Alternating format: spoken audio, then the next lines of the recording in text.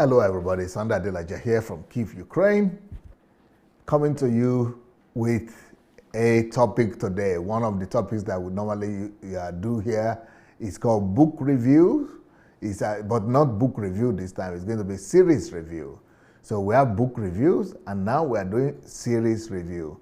We are reviewing this series on thinking series. Now, for those of you who don't know where this is coming from, this is coming from one of the teachings that I've done on YouTube.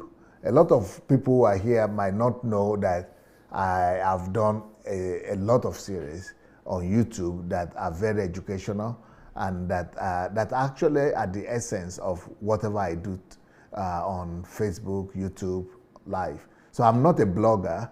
I'm an educationist. I am a thinker. So because of that, most of the things I've done, that I've put out there, they are not for political, even though I do debate sometimes, I do talk about politics, but that is not my main purpose of doing what I'm doing. But doing what I'm doing, the purpose for me to do what I'm doing is to bring people out of darkness. So if you really want to find out who DSA is all about and what my activities are all about, you will need to go to my YouTube series. And one of the YouTube series that is there that is actually very popular with people is the Thinking series. As a matter of fact, if you have not yet listened to the Thinking series, don't say you know DSA at all. If you have just been listening to the political, Nigerian, and other topics, that will not define who DSA is for real. But the kind of topics that will let you know who DSA is are the series. You know, we have about 30-something of them right now. So one of them, those series, is Thinking series. There is Truth series. There is Why Are We Here? There is Love series, How to Know God. A lot of series that we have there on YouTube. So I would like to encourage everybody that is here to go ahead and explore those series. And also, after you have gone through the whole series on YouTube, for example, or maybe on SoundCloud, you could always come back and, like we are doing today with Mr. Tope, you could actually always come back and offer to do a review of some of these series, especially if you have learned some lessons and you would like to share those lessons with people who are watching or who are on the platform. So it's always a good thing for the same topic that we have addressed to be passed across by somebody else other than myself who has gone through it. First of all, to tell us about what he has learned, and also for us to also be encouraged that if this person could have done that you too could do the same. So we do the same thing with my books. We call that book series, but this one is series review. But the one with the book is called book review. So you could, write us on Facebook Messenger, or you could write me personally, or you could write to my email or to my Facebook and say you'd like to review a book or you'd like to review a series, and we'll be happy to invite you to do that here. Or to just give a testimony of how your life has been transformed. That's one we call Kingdom Fruits. So here we are today with Mr. Tope Owolabi, and the book that I've written, the only book I've written about thinking in English, is called Rid Yourself of Shallow-Mindedness. Rid Yourself of Shallow-Mindedness. This is the only one I've written about thinking series. But I still have some other books in Russian that I've written on thinking, and I have other books that I'm planning to write in English about thinking. But today, we are going to be reviewing the video series that are on YouTube. So let me introduce you to our guest today, Mr. Tope Owolabi. Let's greet him, and he's going to be reviewing today's topic with us. Hello, Mr. Tope. How are you? How are you doing today? Dr. Sunday, I'm happy to be here with you, and thanks for giving me the privilege to talk to you today and to review the act of thinking and analytical thinking as something that will help people to live their life and to solve a lot of problems. So I'm happy to be on the program. Thank you for bringing me in. When I saw you on this topic today, I was really very encouraged, but I was also surprised because I was thinking, hey, is this man not aware of? But I know that if he's aware, if he's not aware, he will not pick it. So for him to have picked it, it means that he knows the challenge how challenging this is, and probably he has listened to it not once, maybe not even twice. So Yeah, yes, I, tell I us think I've about it. listened to it several times, but I've never taken it to heart the way I decide to take it to heart when I know I'm going to do it. And I think because I've listened to it several times, and because myself as a person, somebody that thinks every time, and I'm very serious about what I think about, what I do, and steps I take. I take it through before I do it. Maybe that one gives me, let me have bias towards what you're thinking. And like I said, when I look at the thinking series, it affects everyday's life.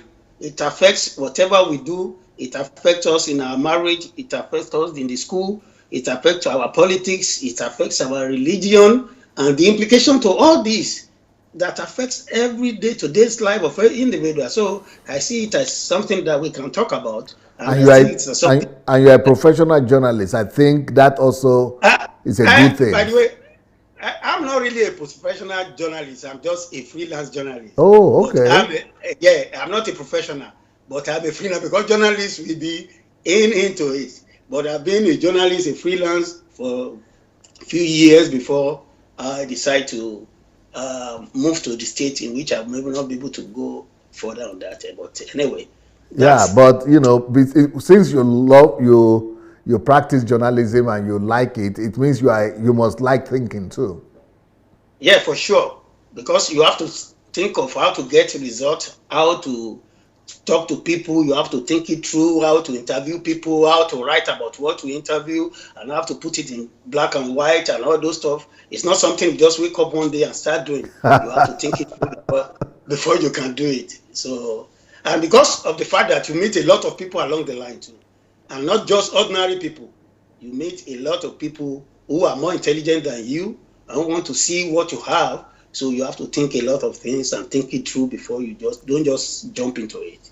A lot of people are very impressed by this thinking series, Frank, but not too many people. In fact, I've even proposed to a lot of people to do the series, to do the review, even though they have been impressed by it, but they said review, no, not to that level. But even though they like listening to it, they've recommended it to other people. Well, let's start by talking about your emotion. I just want to hear your emotions, your feelings about this series in general. I think I will have to differentiate my emotion from the reality of what this thinking series is all about. Yes, Because at times, most of us we are carried away by our emotion that's true. in our decision process, in the way we see things. We are carried away. We don't think things through, and that is why this thinking series is more deep. Because when you started talking about the deep, you are talking about deep calling on the deep. That means it's not, and you are trying to use one English the other time about being ephemeral. Yeah, When you use emotion, it's just the ephemeral. ephemeral part of it. It's just the outer part of it. It's not Yes, the real thing. And most of us, the way we see things in life, the way we react to issue, is just on the outer part. It's just on the emotion part of it. We don't think it through. We don't do things by first of all pause and ponder about it. And I think this has affected us a lot in all decisions that we made in life. And most of us, it has brought us to the point in which we are. And it's but affecting what us. you are describing now is it not is most typical of Africans? Yeah, for sure. That is how we were brought up. That's how our mentality is. And and this one thing I want to say when it comes to thinking and people thinking deep, this determines the extent in which people can go in life.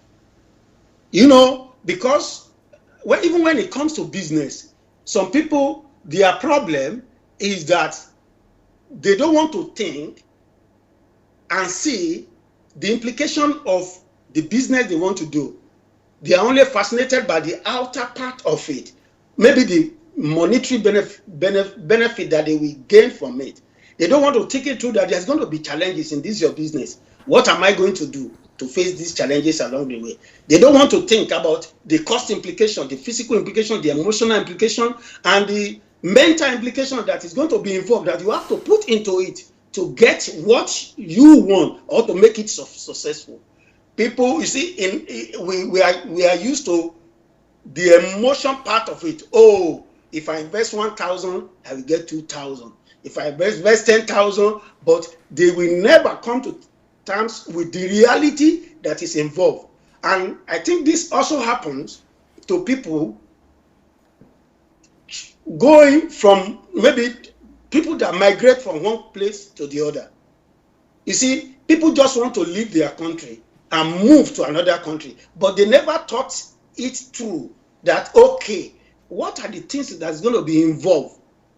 What is the effect on my family? What is the effect on myself? What is the effect on my thinking process? What is the effect of the weather? The effect of where am I going to start?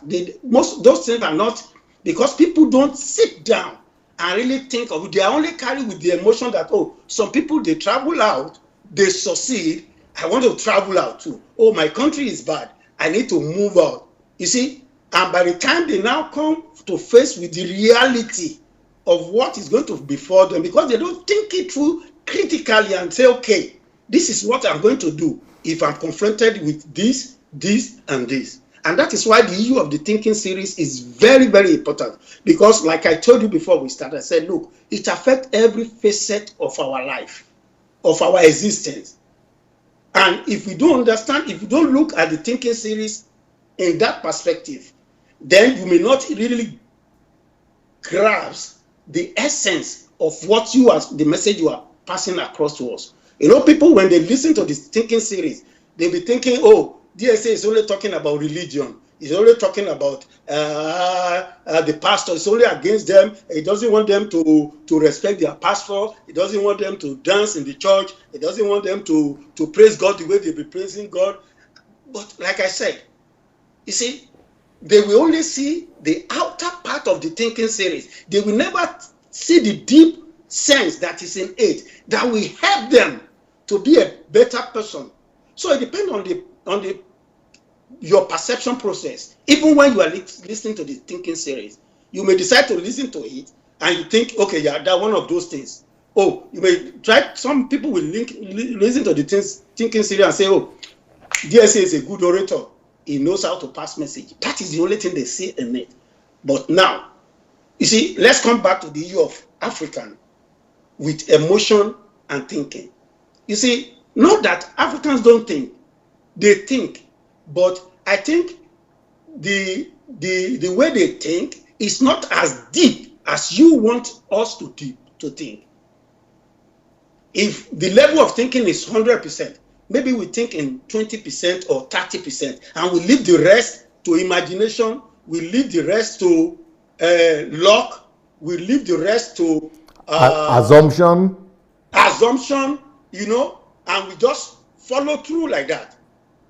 Instead of us to sit down the way I think, when we listen to this thinking series, we have to think to the deepest part of it. It's like when you were talking about it, when you were explaining inside a thinking series, when you are putting it with the parable of Jesus Christ, of the sower. I want to tell you, I've never had it in that part of it like that, the way you presented it. And if people don't think to that level, they will only see the parable of the sower as it is applicable to going to heaven, to listening to the word in the church, to being a better Christian. But they never thought of it as a thinking goes along with the parable of sower. The way you think determines whether it's going to germinate either on the rocky on the rock, or it's going to be squashed by the thorn, or it's going to be on the good land, on a fertile land. You understand? People never reconcile those in terms of thinking. And this is never, to me personally, since I've been going to the church, I've never had it in that deep context. And these are the things I think people will benefit when they watch, when they listen to the thinking series. And like I said, we are brought up to be emotional. That is how we are brought up. That is our innate tendency, or what do I say? That is what we are made up of.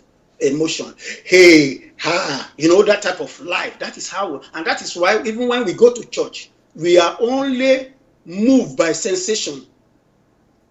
We are only moved by sensation. We are only moved by the beat. We are only waiting for the man of God to tell us something that we want to hear, that is going to appeal to our emotion, and that will trigger us up. You understand? Every other thing is not important to us. At that moment, most people, when they go to church, every other thing is not important to them. What they are just waiting for is that pastor or that prophet to prophesy into their life and trigger out that instinct. And it's so spontaneous, and it's going to die. The way it comes is the same way it's going to die, like a wildfire. Boom, and it's going to die like that. And people they are not conscious of this, because that is the way we were brought up. Even our culture at times affects the way we think. Our culture, the way we were brought up to respect the elders, not to, even when an elder is speaking, you dare not talk or question or query the elders. You understand? That is how we were brought up. No, so but I like the way you describe emotion. Most people, and myself included, when I left Africa, I never knew there is a difference between myself and emotion. Okay. I didn't know. I know the word emotion, but I thought that emotion is when you shout, or emotion is when somebody is crying, or emotion is when somebody is fighting, shouting. But I never knew that all those things you are talking about, hey, yeah, hey, all those things. I didn't know that those are all emotions too. Yes, that made us who we are. You understand? Unconsciously, that is what makes. And that is what we think, that is me. I used to think that is who I am. That emotion, that is who I am. And it was later on that I discovered that no, I am not my emotion. It was a big revelation for me. And that I am different from my emotion, that I could even control my emotion.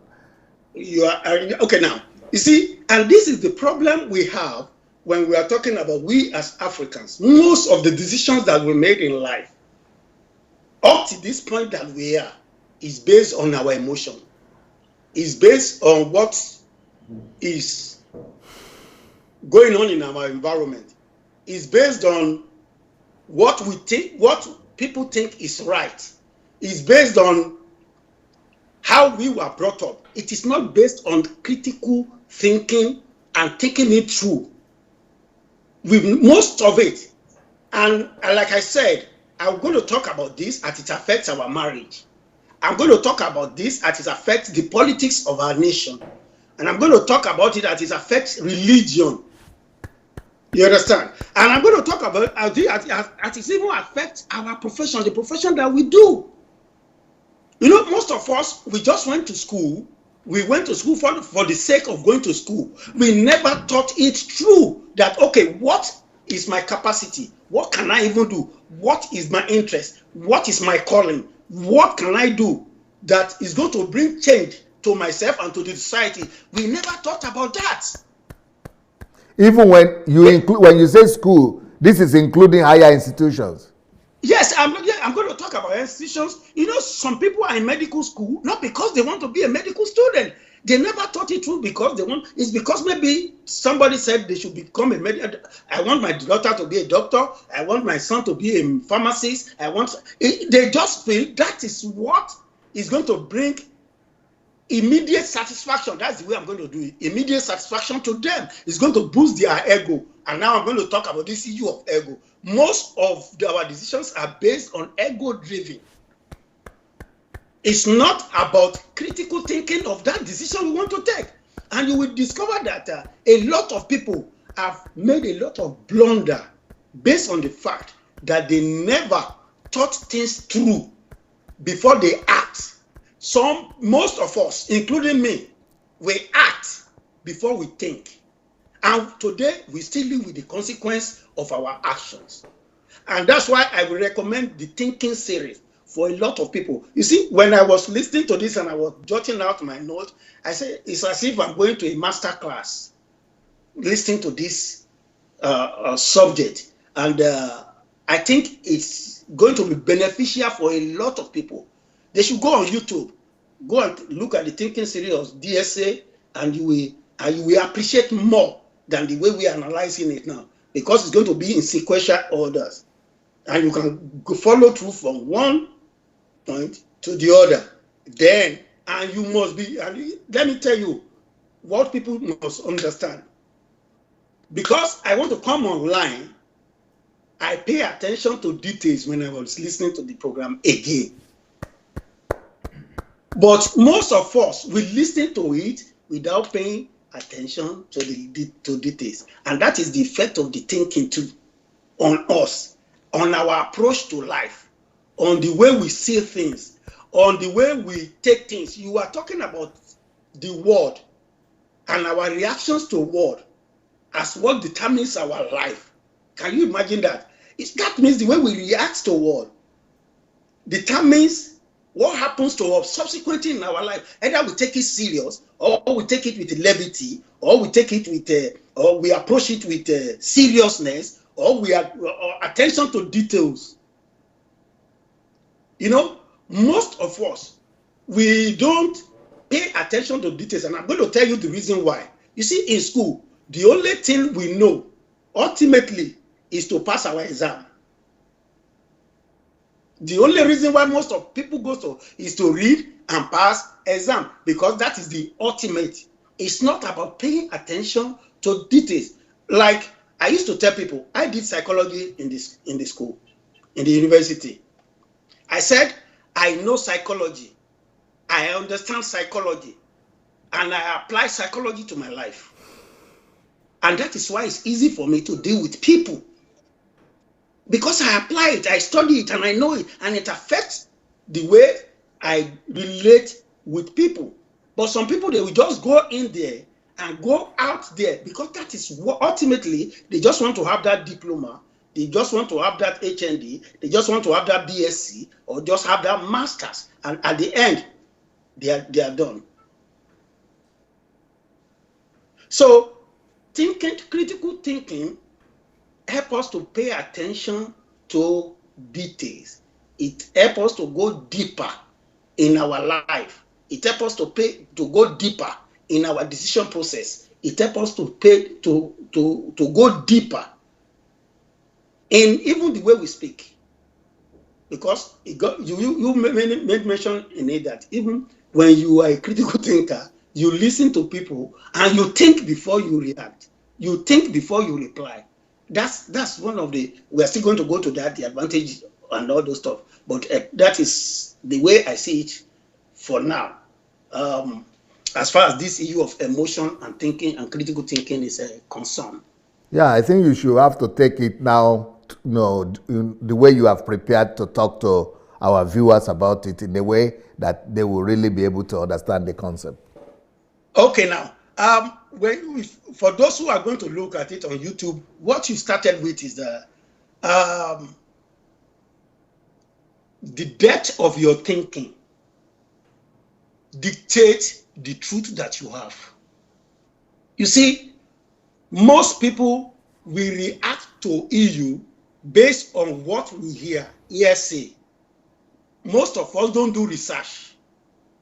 We don't investigate. We don't find out. They say this person said this person they said this. This is, oh, maybe it's true.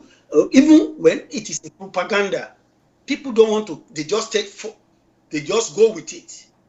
and start reacting based on what people say, based on the reaction of people around them, not based on what they think they know.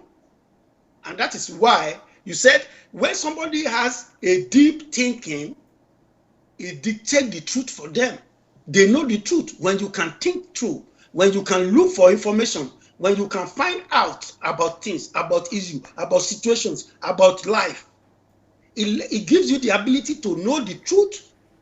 But you cannot just know the truth when the only thing you think about is the superficial things. That's the language you use. Is the superficial things. Most of us, we run the race of our life based on superficial things, not based on deep and depth of knowing the truth about what we are doing.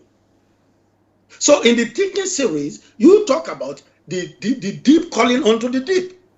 Why it is important for us to go deep in our life, to think, to be able to sit down and think things through, even when we've made mistakes about some issue. Do you know that we can still sit down and think about it and say, okay, where have I gone wrong? Most people don't do that, especially in Africa.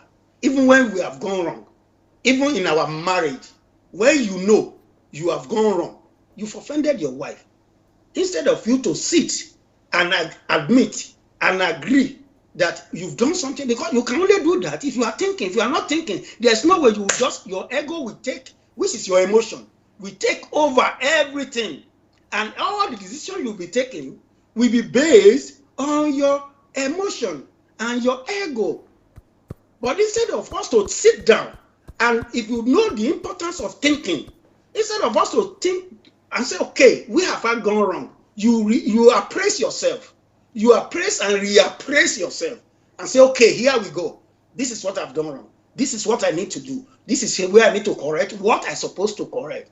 Instead of us being covered with our ego, instead of us being driven by our ego, by our emotion. I'm a man in this house. This is what I have to do. My word is the authority in this house. My word is everything. And we have lost so many things because we are not calling into the deep to think about life. Like I said when we started this discussion, thinking series affect every facet of our life. And like I mentioned just now, just one aspect of marital life, that if you think deep, most of the time, you are going to avoid a lot of crisis in your marriage. And let me now go back, because I think I need to track this issue of marriage and thinking deep.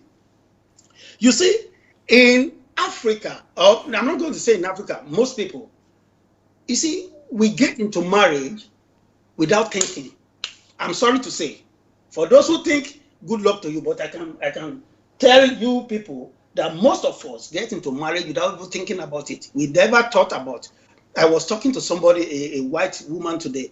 I said, he was talking about how he had a relationship with somebody, they broke up after some time, they now came back, they wanted to get married. And I say, look, you see, marriage is not about I love you, you love me. Because that one is too superficial. Ephemeral. It is too superficial. Yeah. It's about thinking deep about what it entails to get into the relationship first, to manage the relationship, to think of the other party in the relationship, 3, and to maintain.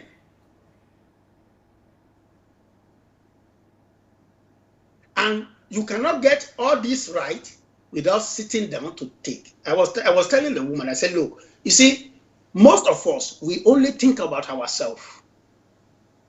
When what we want in marriage is not there, that is the end. We don't think of the other person, the implication to that other person. What is the consequence? What is it doing to you? Why am I into this? Most of us don't think about it.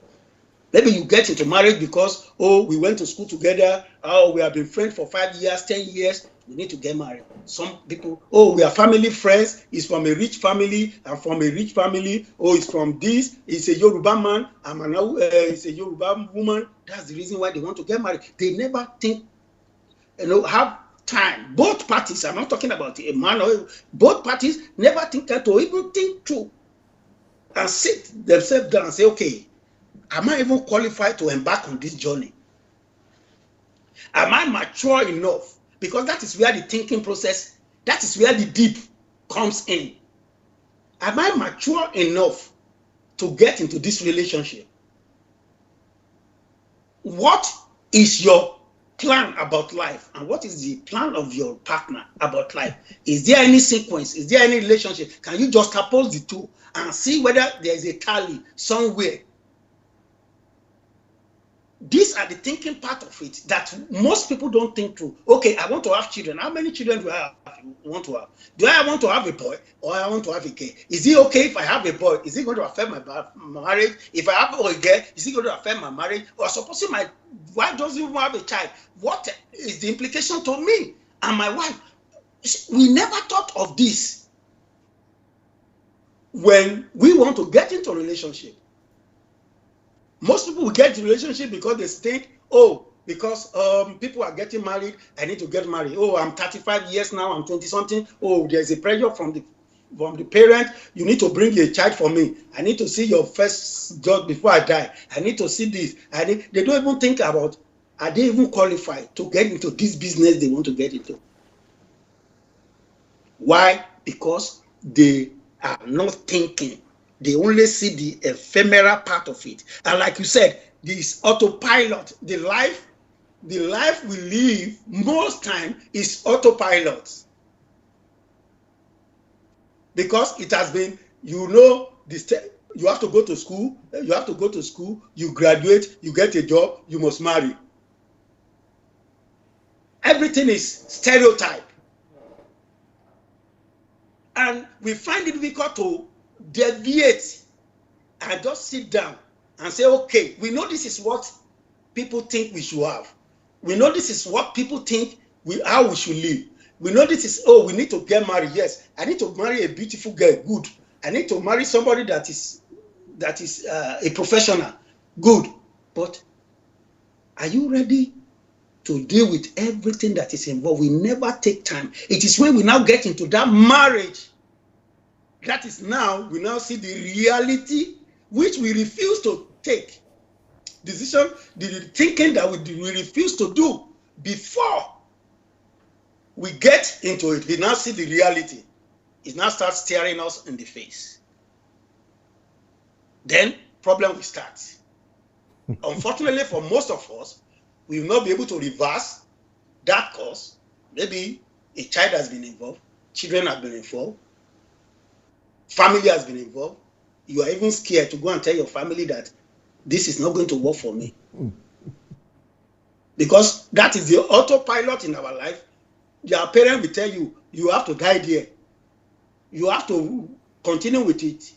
This has to be what you have to live with. That is how we are programmed. So, but the effect of having a critical and analytical thinking is that before we take any decision that is going to affect our life, we must sit down and think about it. Think it through. If possible, we write it down. And most of us, the decision we took, when it comes to the issue of marriage, is, oh, this is the type of person I want. This is the type of life I want. I hope this one is going to fit into my life. Finish. And we get involved. Oh, because we are going to the same church. That's another serious problem before marriage. Oh, because we are going to the same church. Because he's a Yoruba man. Because he's an Hausa man. Because he's an Igbo woman. I cannot marry this. We cannot marry from this. All these things. These are some of the things that we live, because we left thinking as a critical aspect of our decision making. We left it undone. We see it as a secondary thing, not as the primary purpose. And I want to tell everybody that thinking is the first primary thing we must start to do in order to take any steps in our life. So you talk about deep and shallowness. Shallowness, most of our decision is based on shallowness, period. And that is why it's easy for us to be carried away by religion. Because most people is, how do I call it? I don't know if this is in army, they obey the last order. In the military, by anything the commander tells them to do, that is what they do. Most of us, that's how we are. We just follow order. We don't know whether that order is right for us, whether it's good for us, whether it's going to affect us tomorrow or not, or whether it's going to affect us now. We don't. And some people, they are so engrossed because they are so, I will not say it is manipulation, because I see life as this.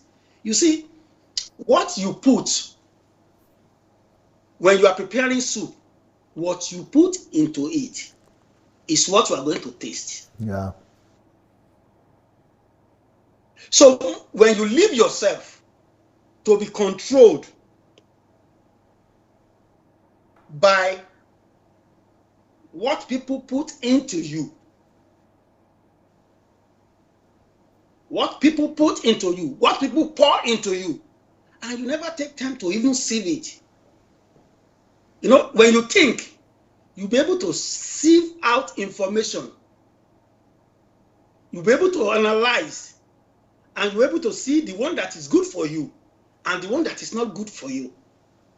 And you'll be able to take a very good decision that will affect your life. But most times, people leave themselves, and will I call it indoctrination? Pure indoctrination. And that's why at times, and that is why it's very funny that even in the Christendom, do you know that some church cannot marry some church? Because that is what they are fed with. They don't see human being. When you think, you see people as human being, not as an entity. We don't see people as human being again. And I'm going to still come back to how this affect our political life, because that is the area I really love.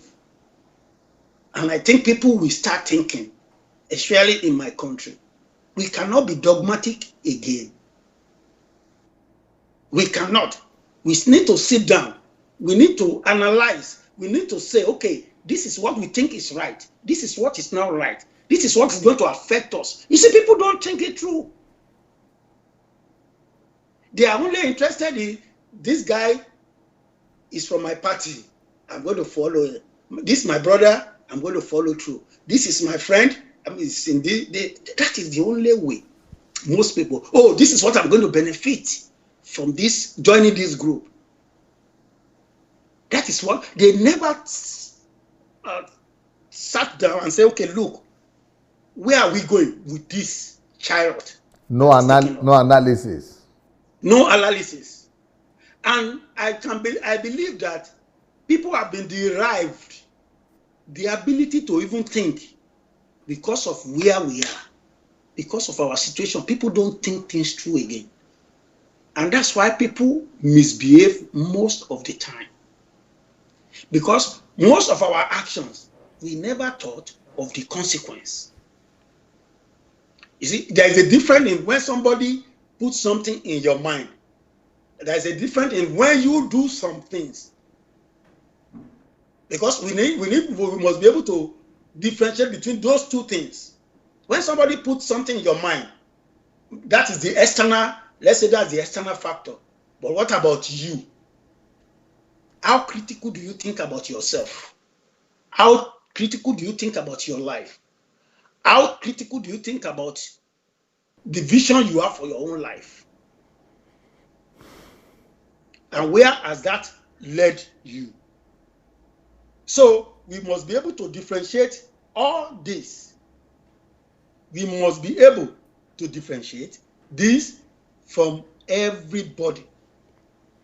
So when the issue of critical sorry, I'm trying to. Oh, why you do this to me? Sorry about that.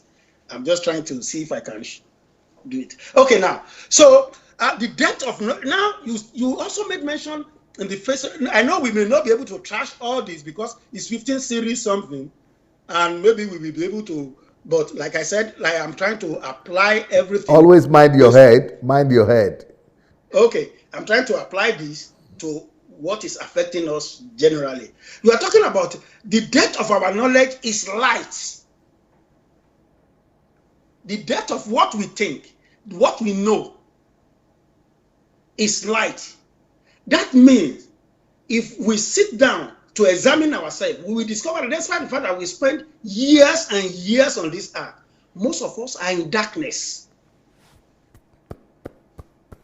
Because the light that we need to navigate through life. That is what I want to use. To navigate the path of life, we don't even have it. Because the depth of knowledge we have is so shallow. Because we don't have critical analytical thinking about life itself. What it entails, how we're going to go about it, what is going to help us to navigate through. We don't even know. And I want to tell you, this is my problem. This is where I pity my people in Africa when it comes to religion.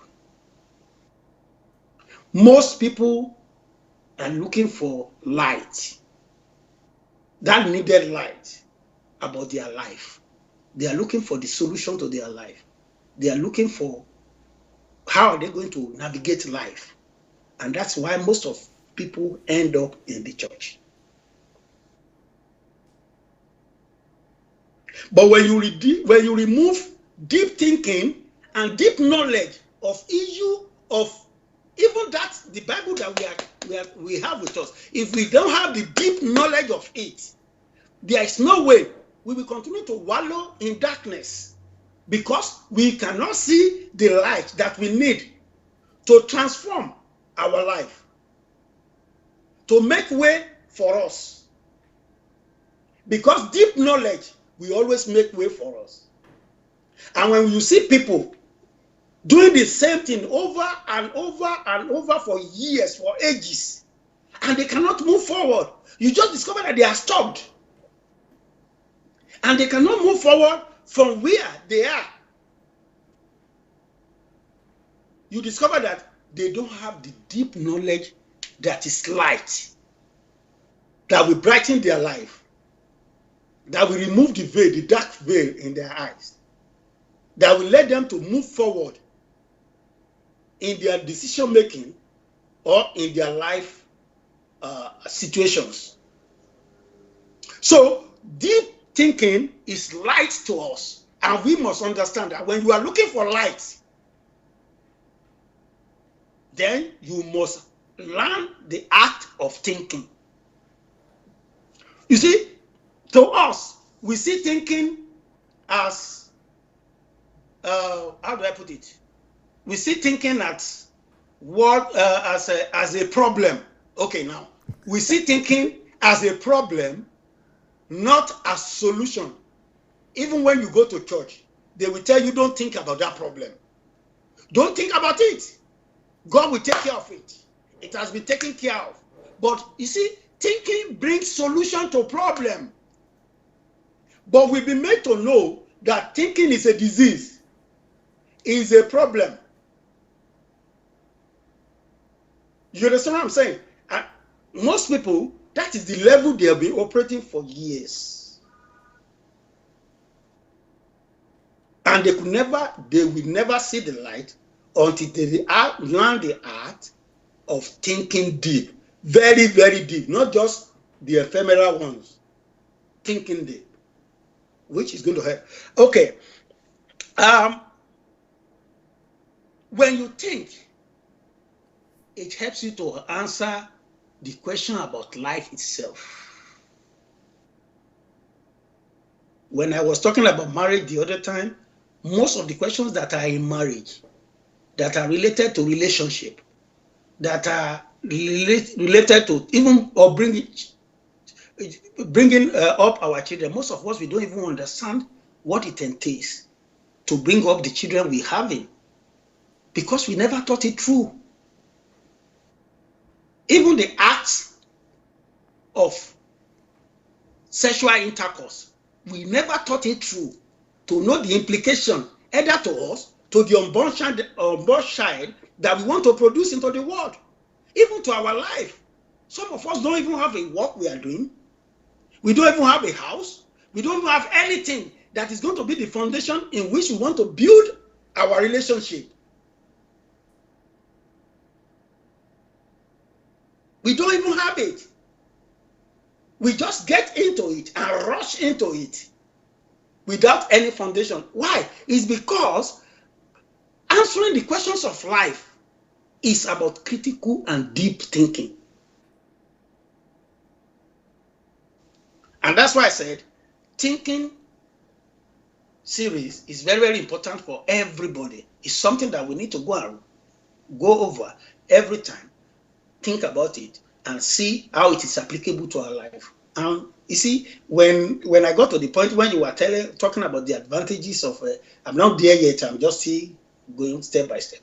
You will see that, oh, Jesus Christ, I never knew if I think it's even going to affect my health. Do you know that? Some people don't even know that when they sit down and think, it's going to affect their health. What is the implication of this to my health? What I'm doing, what I've been doing, what I'm doing right now, what is the implication to my health? They never even think about it. So you say, critical thinking answers the question of what is life itself, life as a whole. We must be able to think, and you can only answer this question if you can think deep.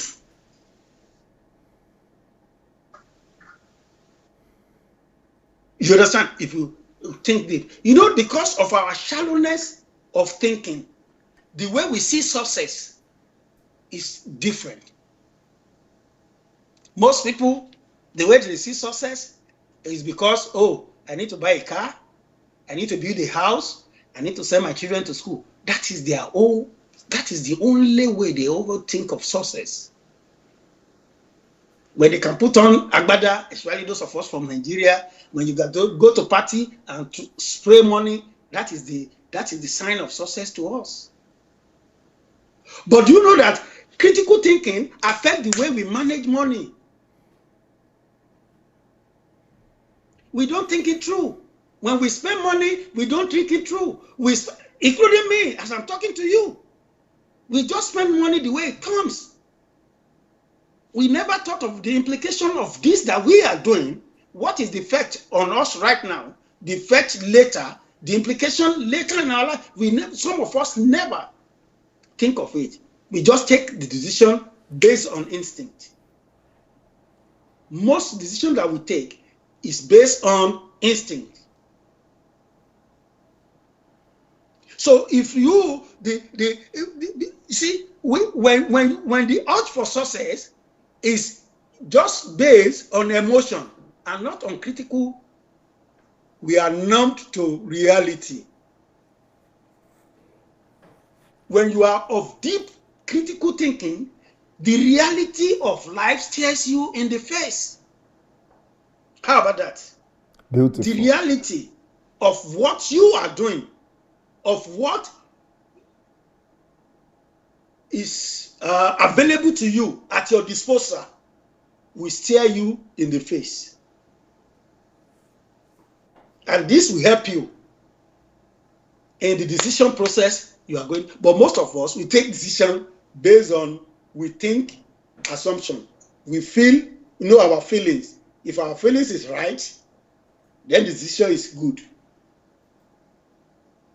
If our feelings aligns, and that is why when we pray in the church that we're going to become a millionaire, and if per chance somebody maybe he get across that $1 million or $1 million naira contract.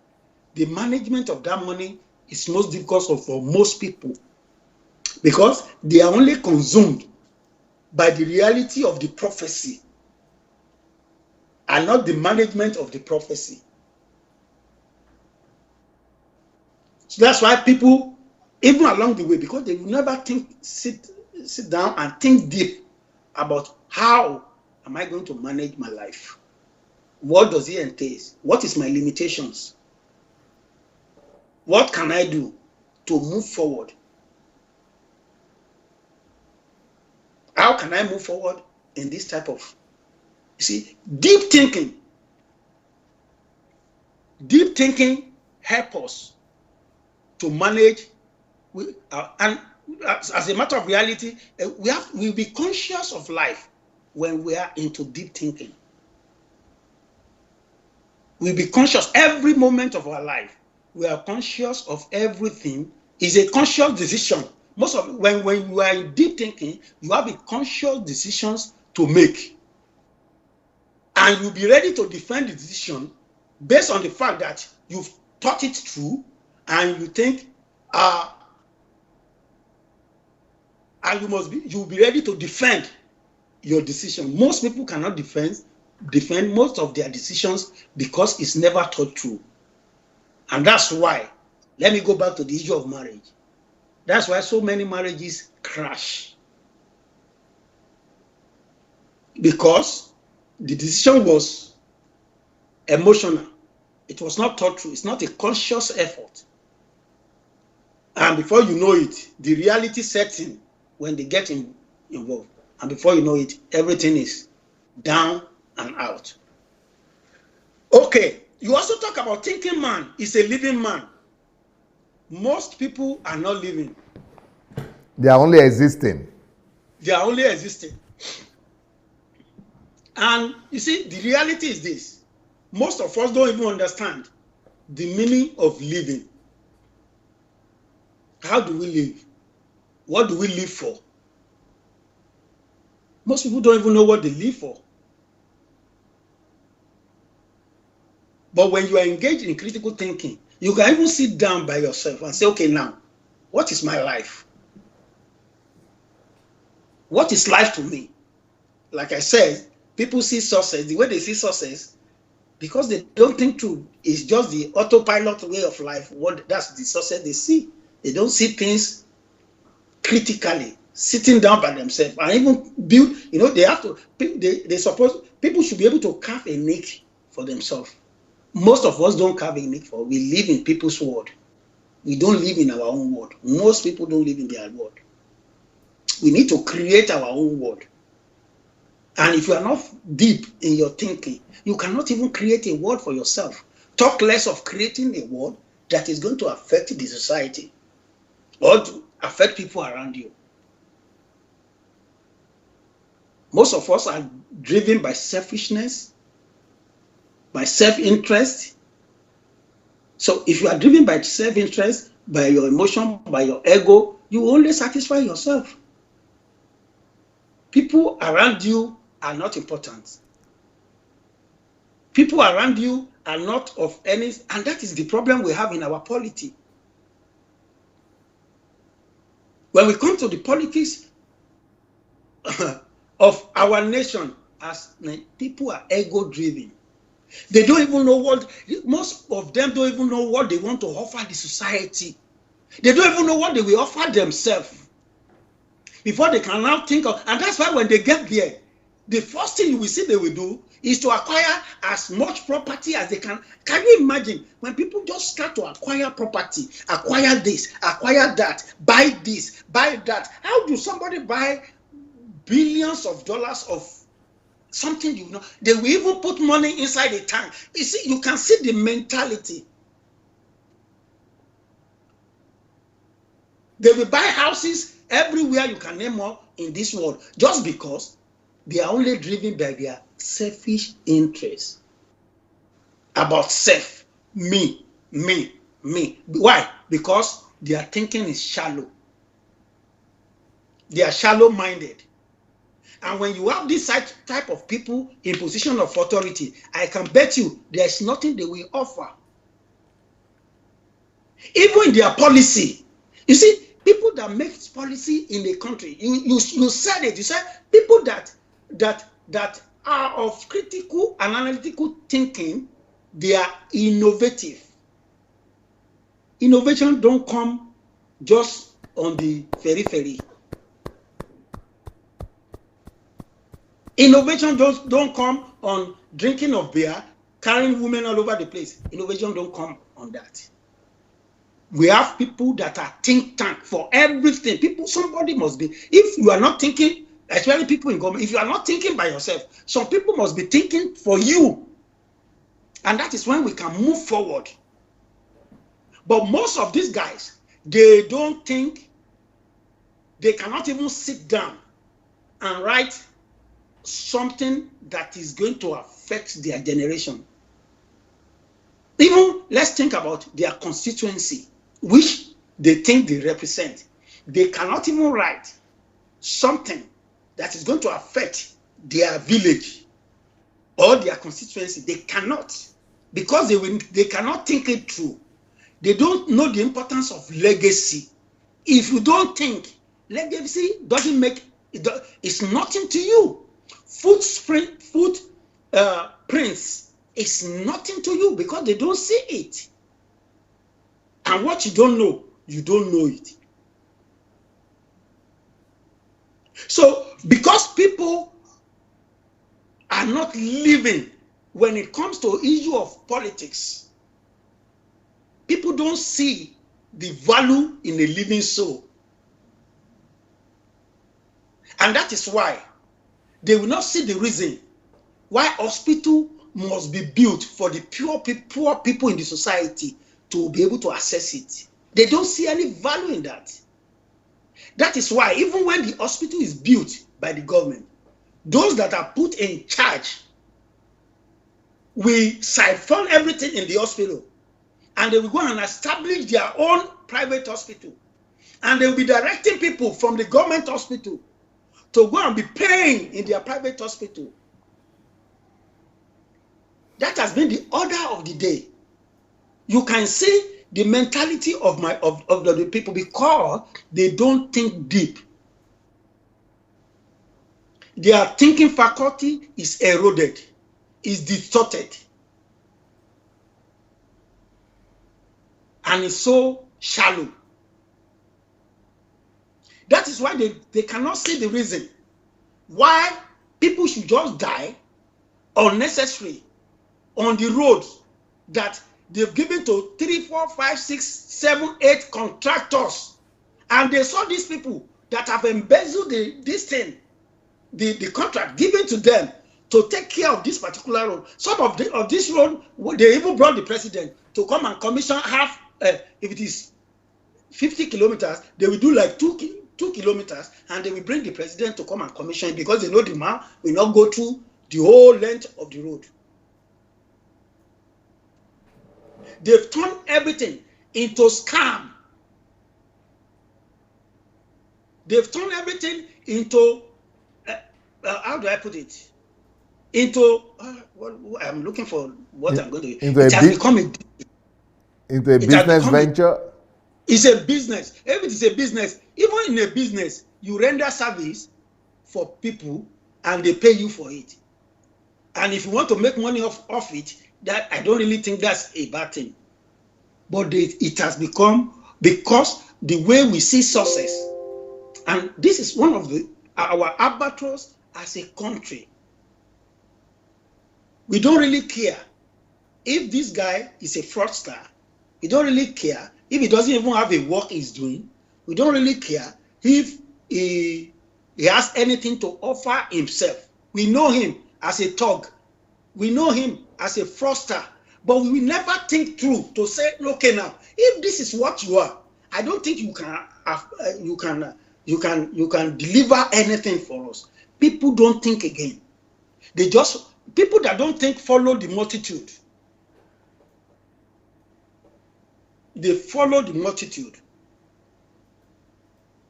They just want to do what people are doing. It's not because that is what is right, but because that is what is. And that's why people now will tell you, if you want to make any impact in Nigeria, you must have to come into one of these corrupt, inept political structures. That is the only way you can go in and make any difference. And if you don't do it, that is the way they think. That is the way they think. And because of the way they think, it has affected the vast majority of the society. Everybody is shocked. And people now cannot even use their thinking faculty any longer to make a decision. People cannot use it again. And when you start to think different from the way they are doing things, they see you as a rebel. They see you as rebellious. And I believe that's the reason why DSA is having problem with a lot of people, a lot of churches, because they see this is too vague. That thinking is too vague, it's too archaic. No, do I say archaic? It's too unrealistic. It's unrealistic, and it's too big. When something is too big, it's too far. It's too far away from reality. Thank you. It's too far away from reality. They don't see reality in it because they could not think it through. And when you are talking about, thinking brings vision. When you think, you imagine. And when you imagine, you have vision. When you have vision, you can bring it to reality, no matter how big you think it is. Because one, before you even think, thinking will lead you to the truth. The truth will make you to imagine. The imagination will bring back to your vision. And your vision, because you're a critical and deep thinker, will bring it to reality. And before you go through all those journeys, especially those that are in deep thinking, you have gone through a lot of process, which ordinary, those of us, is very strange to us, because we never follow through the way you follow through. And that's when you see people, and that's why some people, they will sit down and they will just innovate, and everybody will follow through. Look at Mark Zuckerberg, what is the name of this Facebook guy? I know few of them just sat down somewhere and they think they can create something. And you can imagine the level of their thinking before they now come out with that idea. And do you know something about thinking? When you think out a thought, do you know that other people will bring to support it? And before you know it, that you are thinking and you are bringing out, people will bring their own idea and they will support it and become what it. Look at this guy. They just started somewhere, and before you know it, Facebook has been the in thing right now as a medium of communication for all of us. And we've been using it. And they're putting innovation into it every day. You think people think it just come by the tip of our finger? No. And that is the reality about life too. Life of individual, like DSA, like anybody, it's not a fluke. Every people that are successful in life engage in critical thinking, though in different level, in different way. And I wanted to bring it back to the issue of school. Even in school, what these people call them? Even in school, you will discover that medical students, they devote more time to do research, to read, more than any other student. And that is what critical thinking is all about. You must be able to, a critical thinking person must be able, will be able to stand out amongst their peers. And most times, they become a threat. Even to their neighbor, even to their immediate family, they become a threat. Because most people will not be able to go deep the way before you can come out with the type of either lifestyle you are living, either the type of achievement you made, either the types of whatever, they will not be able to reconcile it. And in Africa, let me shock you. People will not, because they don't go deep into that. They will tell you are doing juju. Oh, maybe he has done juju. Maybe he has done something diabolic. Maybe he's using something. Oh, maybe it's the mother that is giving her one power somewhere. So we live in a world that is far, far away from reality just because we refuse to think.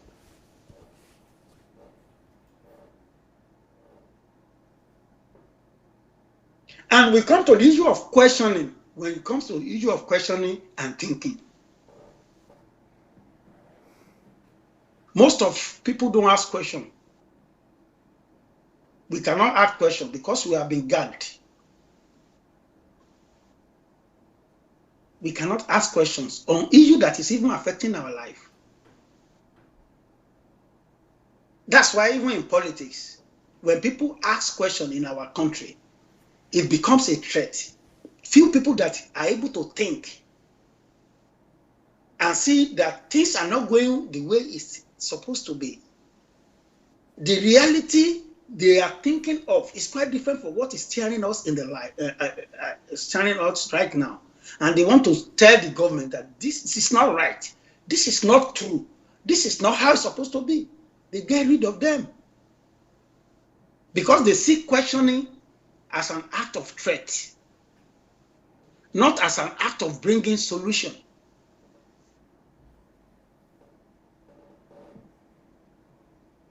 Why?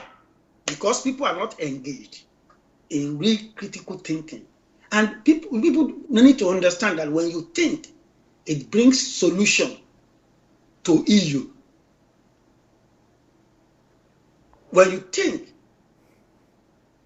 it starts giving you idea on what is the solution to this problem. But we've seen thinking as a problem to us, not as a path through to finding solution to the crisis of life. Most of us, we just flow by the dictates of the moment. We join the gang. And that's why when you go to school, you see people being cultists. Why?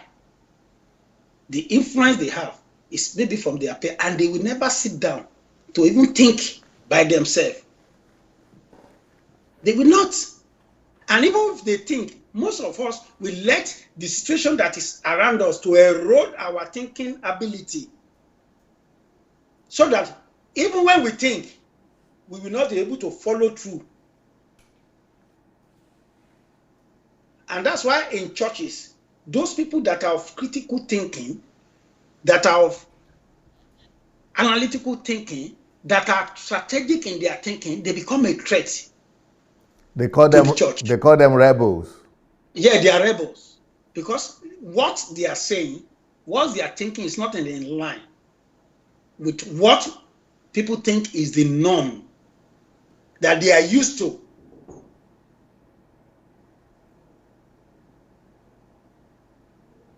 So, critical thinking, and I want to people understand too that thinking differentiates us as individual. Do you know that thinking brings out individualism in us? And you become your real person, who you are made to be, because you can sit and think by yourself, not about what people are saying that you should do. You may not be absolutely right, but most people that are of critical thinking, they get most things right.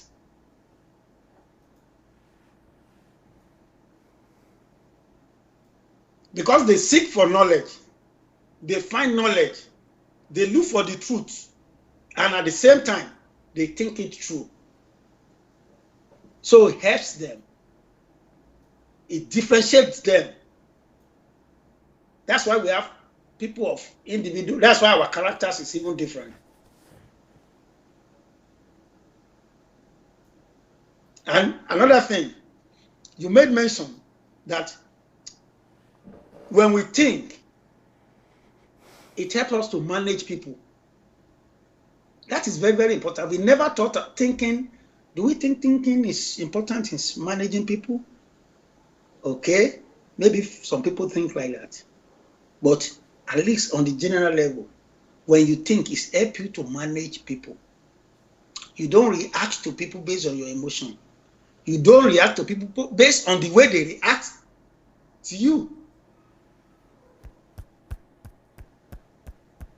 You must have the ability, when you think, you have the ability to listen to people, to hear their own view, to hear them out. Then you can go back and see. And this is one of the things that is lacking in our political system. They don't want to hear the opposition. They think it's a sabotage. They don't want to see any good that is coming out from what the opposition is saying.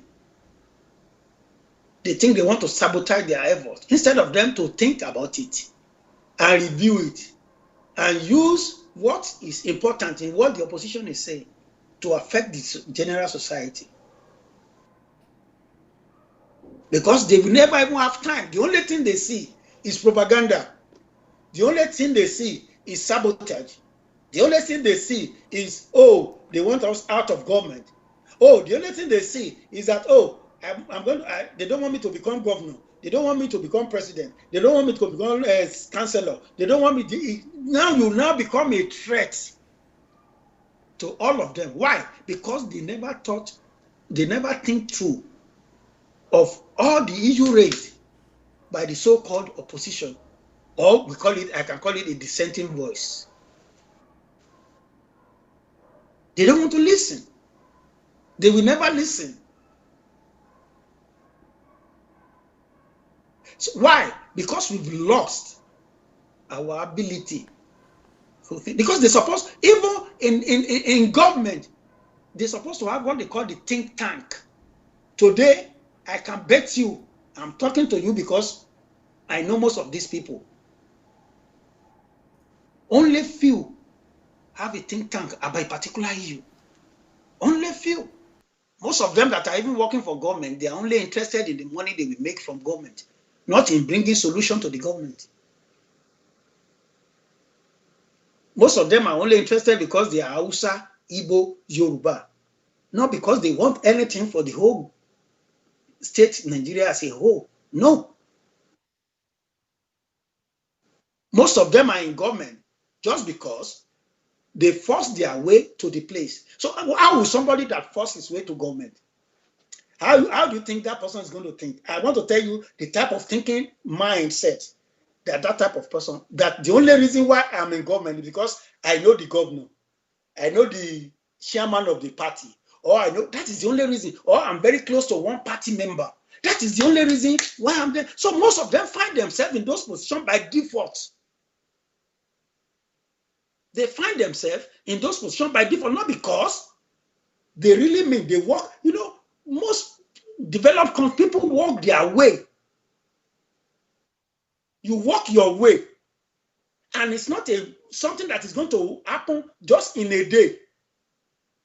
It's going to be a gradual process. Thinking helps you to make decisions in a gradual process, not in a hasty manner.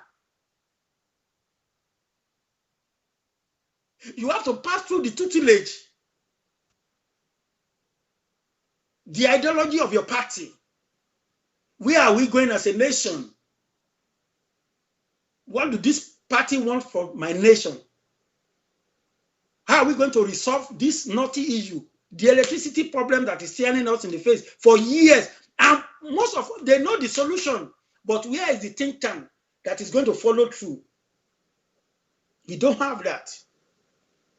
Those who are going to be determined, when we talk about corruption, Who are the people that are going to follow through, sit down and say, okay, now, this is where we are. This is where we find ourselves. This is the problem that is besetting us. How do we resolve this issue? Not based on the fact that this guy is from the opposition, this one is from this. It's going to, let's take it as a national problem.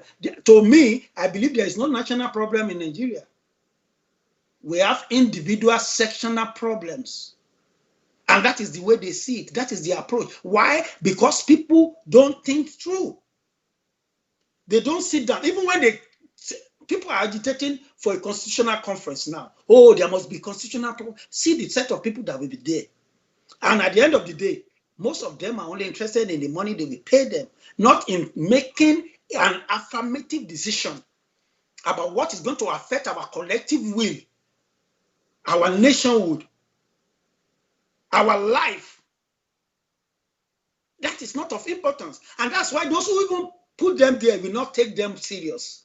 And that's why you see so many reports in Nigeria that have been swept under carpet, because those who put them there, one, they don't take them serious. It's not based on analytical thinking. It's not based on serious determination to affect the generality of the people. Then we are stopped.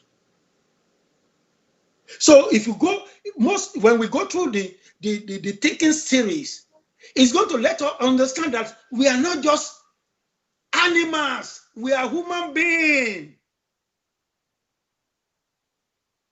Most of us, we behave like animals.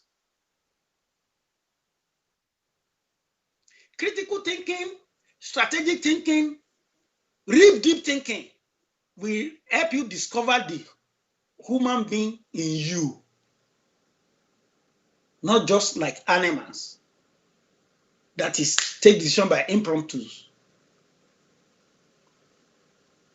We will see ourselves. By the time you see yourself, and I still go back to this politics. When you see yourself as human being, it's easy for you to see other people as human beings and not as animals like you.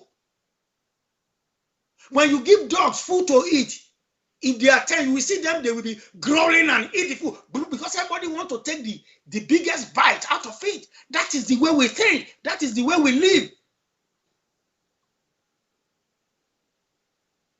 Even when we walk, we only walk for ourselves. It's not about the people. It's not about our environment.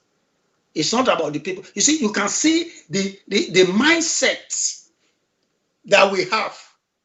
Why? Because we've lost the aspect that is so critical in our life. In order to see the light, to see us through our present predicament.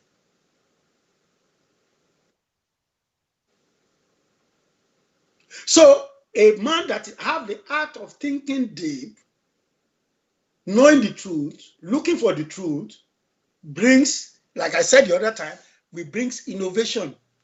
And at the same time, we brings creativity. I'm telling you, most of this is lost in our society. Because creativity brings solution to problems. Innovations bring solution.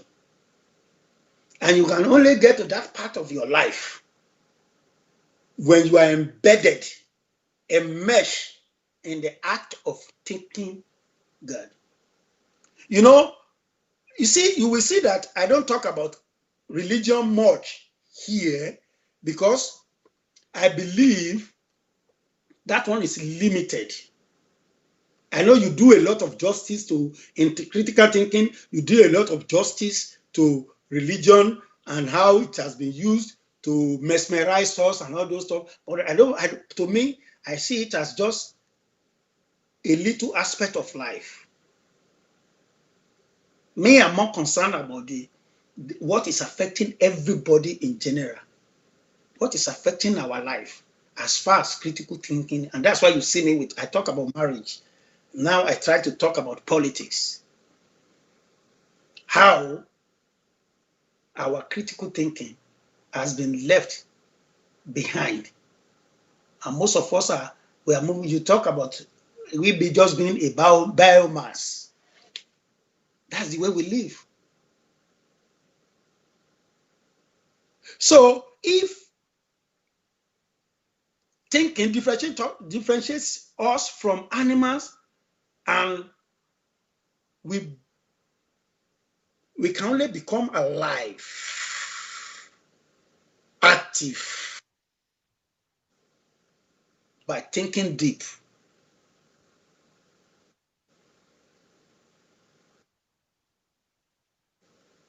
We can only become alive. Okay. And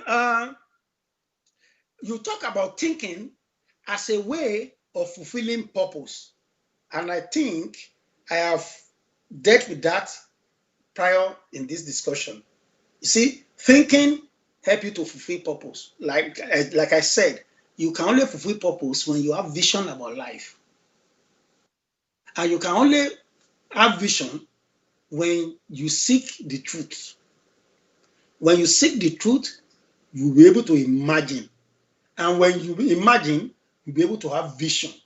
And you'll be able to bring that vision into life because you think it through. Thereby, you can fulfill purpose as human being, and you can bring solution to your society.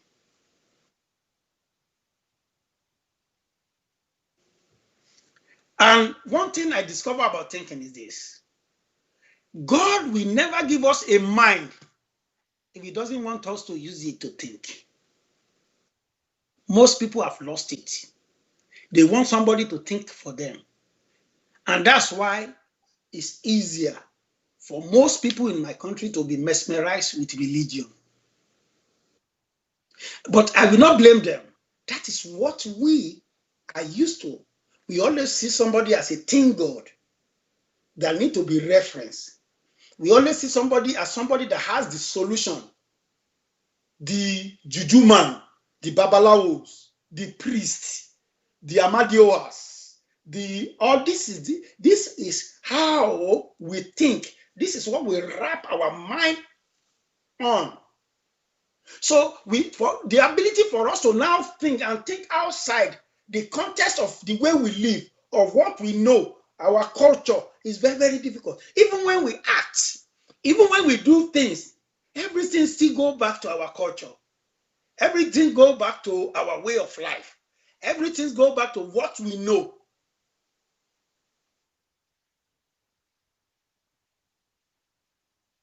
And when we were talking the other time, say people they go to these Owambe parties, they enjoy. That is the way of satisfaction. That is the only way of satisfaction some people have. That is the only thing they can think of. That is why, let me tell you this. That is why most of us, it's very strange for us to live in this part of the world. Why? Because it's too isolated. We are not used to living in isolation. We are somebody will never knock your door. People get depressed easily. Where we come from, do you know what happened? Where we come from is family. Everybody, you open your door, everybody can come in anytime without knocking your door. A family member will come in. They will visit you. They will bring your siblings or your cousins or your aunt or what. They will come. This is what they need from you because that is what we are used to. So when we now come to this part of the world, the only thing that is resonating in our mind, this place is too lonely. Oh, we work too hard, too much. This is not the way we work in Africa. Where I need to go see what I go to. It's too, and it's true. It tests on our mind. We find it difficult to adjust our mind to the reality of the moment. So you will see most of us, we only thinking of going back home. We want to go back home. We want to come back home. We don't want to come back because why? We cannot, our thinking is wrapped toward that lifestyle that we are used to for the past 20, 30, 40 years. And I'm not going to blame anybody for that. And that is why it's very difficult.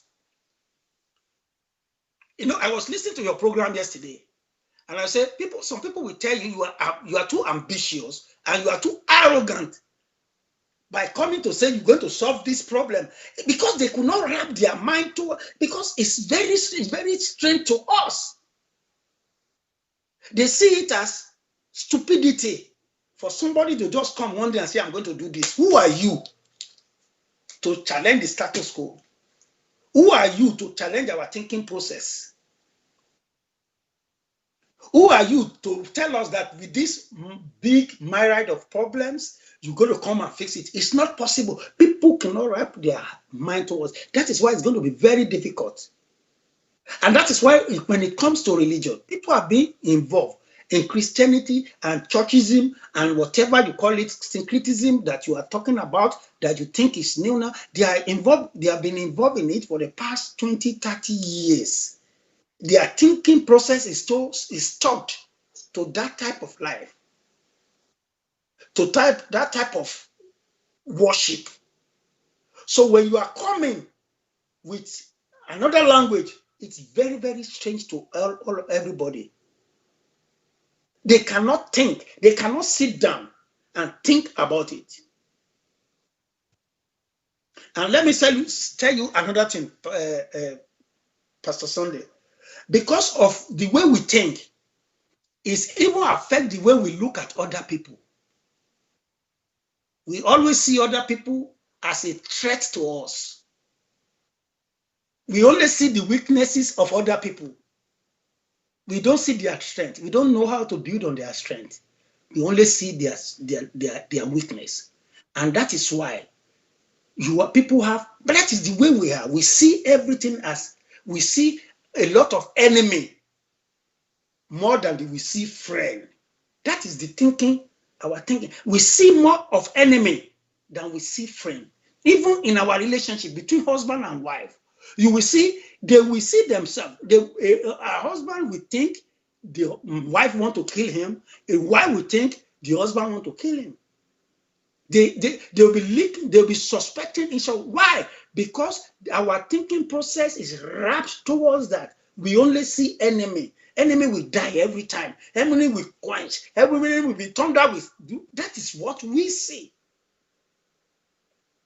What we see in terms of our thinking process is competition. We compete against each other. We compete for life. We compete for space. We compete for attention. We compete for people. We compete for resources. This is what we do. That is how our life have been for a long time. That is what we are used to. But for us to now stay, wait a minute, can we put a pause to this type of life? And that's why Christianity and the way they do it, I believe it's going to be very difficult to change it. Very, very difficult. You will need a new generation of people who will be able to think by themselves, for themselves. Because the set that we have right now, even when you are killing them, and that's why it's very easy. Do you know that it's very easy to manipulate people? Because they've lost their sense of thinking. Most people.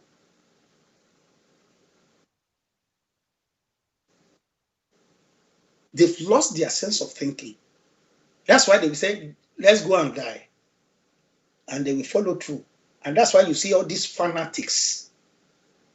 All these fanatics, and know when you are talking about the way, how you're going to, it's because you need to go deep into the thinking process of people and possibly change it where applicable before you can change the mentality, before they can embrace themselves. You know, people are lost.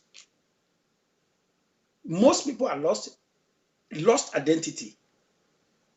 They cannot even identify who they are because they cannot even think. They are lost. If you ask them, if most of these people ask them their name, they don't even know their name again. I'm being metaphorical this time around. They don't even know their name. They don't even know what they stand for. They only know what their GO stand for, what their pastor stand for, what their church stand for. They don't even know what they themselves stand for in life. They cannot even think it through, the influence they can bring into their world.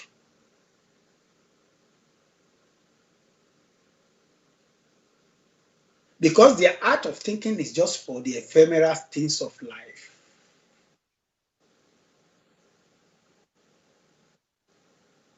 And when they see somebody doing something different, they feel challenged.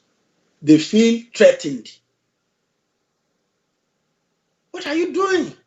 Why are you doing this? And that's why they will sum up, even when they don't know where you are coming from. They cannot even think it through. What brought you to this state in which you are? They will they will help you summarize your life for you. And they will conclude in their mind. And they will take decision based on their conclusion. And they will start attacking you.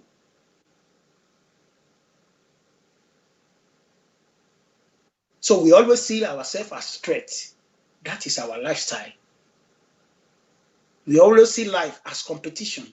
That is what we think. That's the way we see it.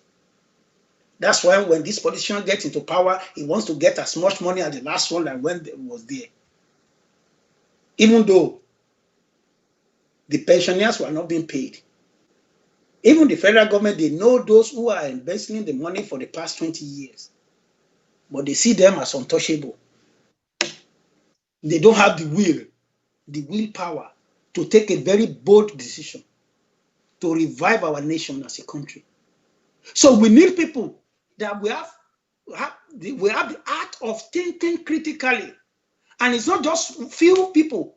In a nation of 200 million, we will need at least 20 million that are ready to devote their life to the act of critical thinking, to provide solutions to the problem that is besetting us as a nation. And I think, like you said, the advantage of thinking, it brings out invention in people. Innovation, creativity, invention, and this leads to development. We don't need to deceive ourselves. There's no two ways to it. If people are not innovative, if they are not creative, if they cannot invent, how are they going to develop? DSA.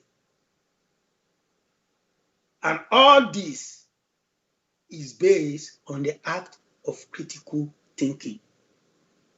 If people cannot think, thinking brings problem solving.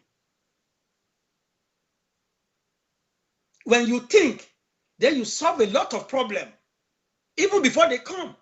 People that think, they have foresight. They have solution before the problem. Do you know that because the art of thinking brings out all these new innovations that we have in the world? That's why people see a particular disease that is ravaging a nation or a country or the world, and some people will devote their time for research and they will find solution to it. That's why you will see new drugs coming up. Some people devote their time to think critically, to look into things more than ordinary people will look into it. And that's why we have the solutions that we have all over the world. And until we continue to think, we cannot solve problems. And one thing, when we cannot think, we are not independent of ourselves. We cannot even reason things out by ourselves. Where do we go when we have to be follow? We cannot even think things out. You cannot even reason things out by yourself. You only follow people. And because people cannot think, it's easy to gather people together. It's very, very easy. Apes obey. And you see everybody following. Even if they're going to lead to perdition, they don't really care. For somebody that is not thinking, it's easy for him to be distracted. You get distracted easily. You cannot concentrate. Even on a task, you cannot concentrate. And in our day-to-day life, where you cannot even think critically, I can tell you for sure that you cannot even keep a job. You cannot keep a job. I was talking to somebody called me yesterday and was telling me he wanted to take a decision. And because I was preparing this, I said, look, you need to think this thing through, because if you take this decision based on your emotion, most likely you will regret later. You need to sit down. You have to think about the pros and cons. What is the effect on you now and the effect on you later?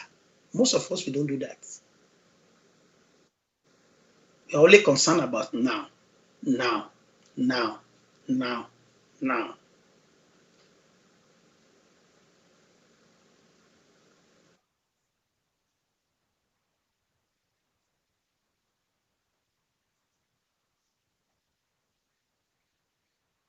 And by the way, we have only dealt with only one series out of the 15 series that you have. I've only been talking about one.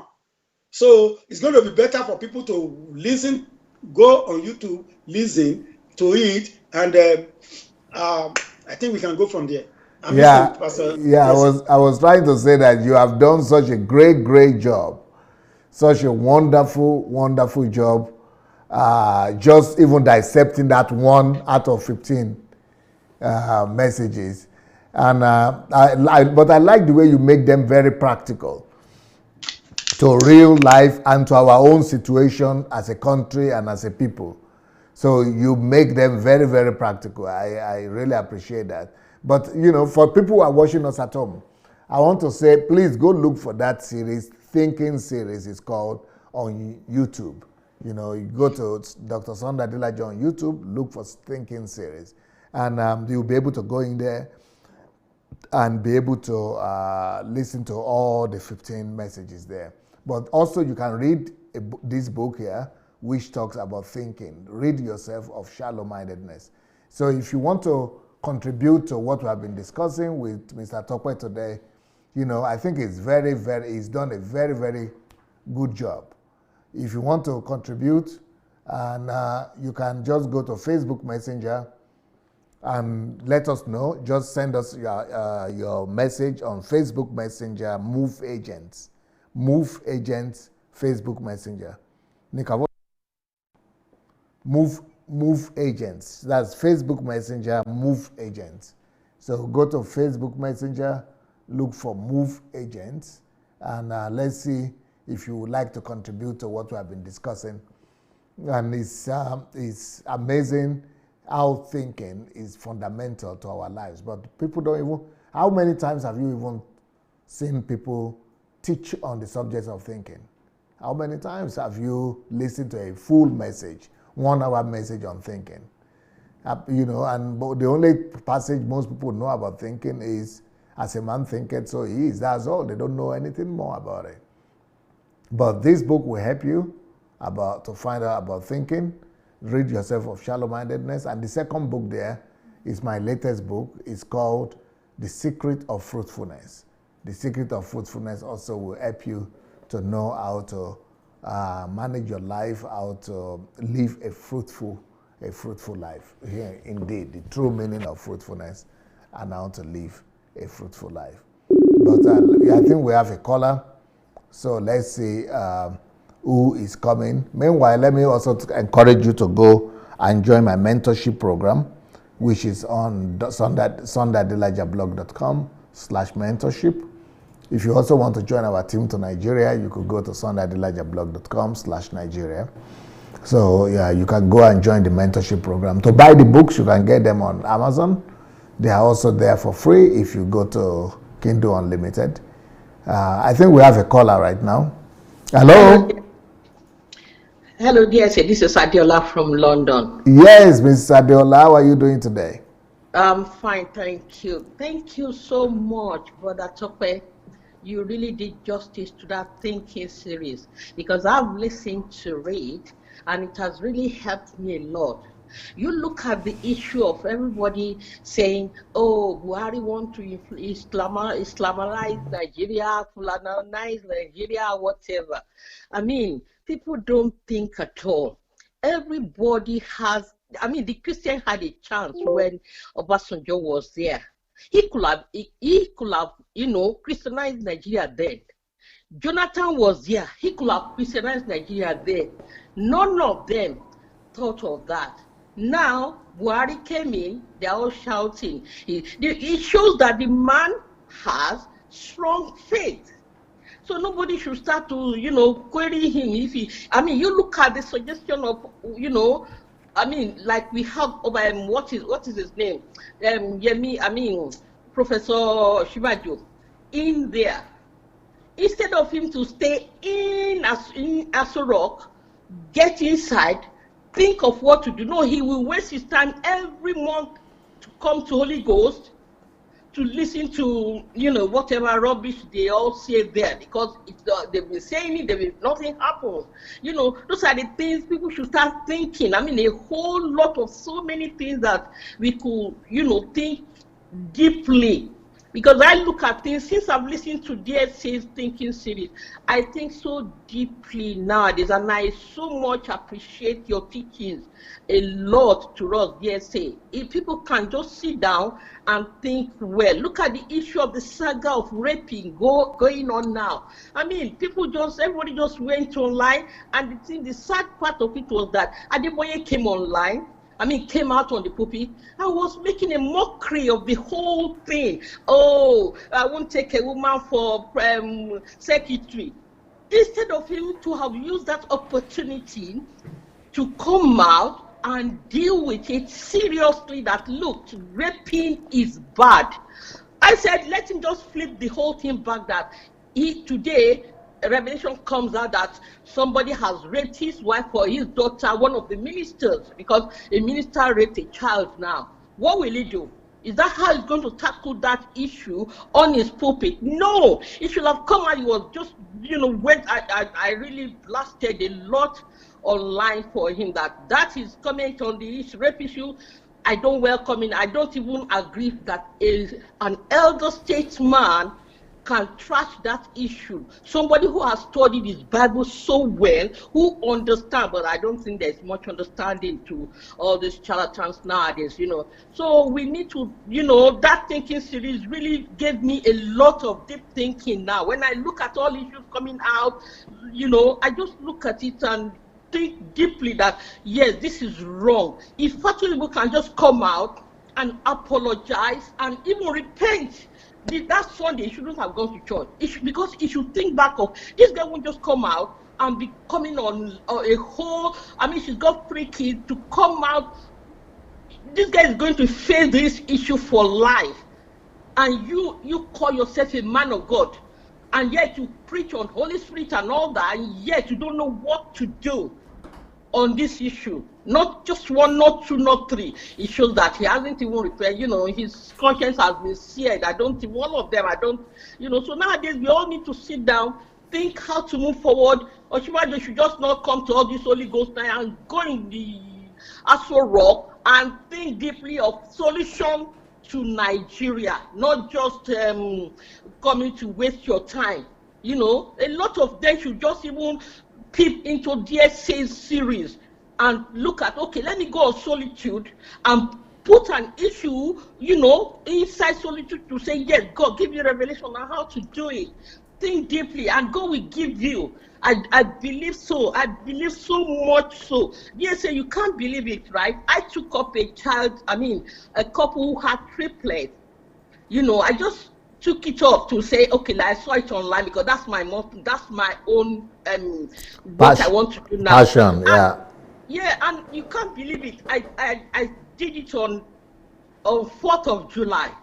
I sent Legit to go and do, And when they sent me the video of the recording of what they went to do, I was so shocked. Those triplets were born on my birthday, and I never knew that. Wow. What a coincidence. I never knew that could. Those are the things when you sit down and think some things will happen and say, yes, this is God leading you. This is the will of God you are into. This is the love of God you are walking in. You will know without shadow. When you think well, the Lord will affirm your doings, everything you do.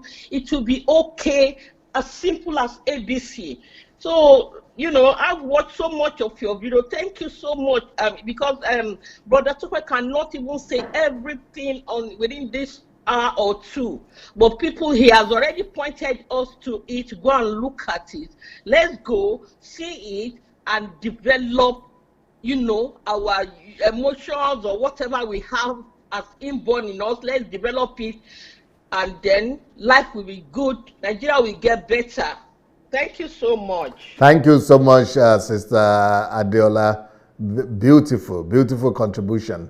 Okay, so that's agreeing with what Mr. Tope has been telling us, and that Nigeria will really become a better place if we deal with the thinking issue, both in our politics and then in our religion life, in our religious life, and our socio-economic life.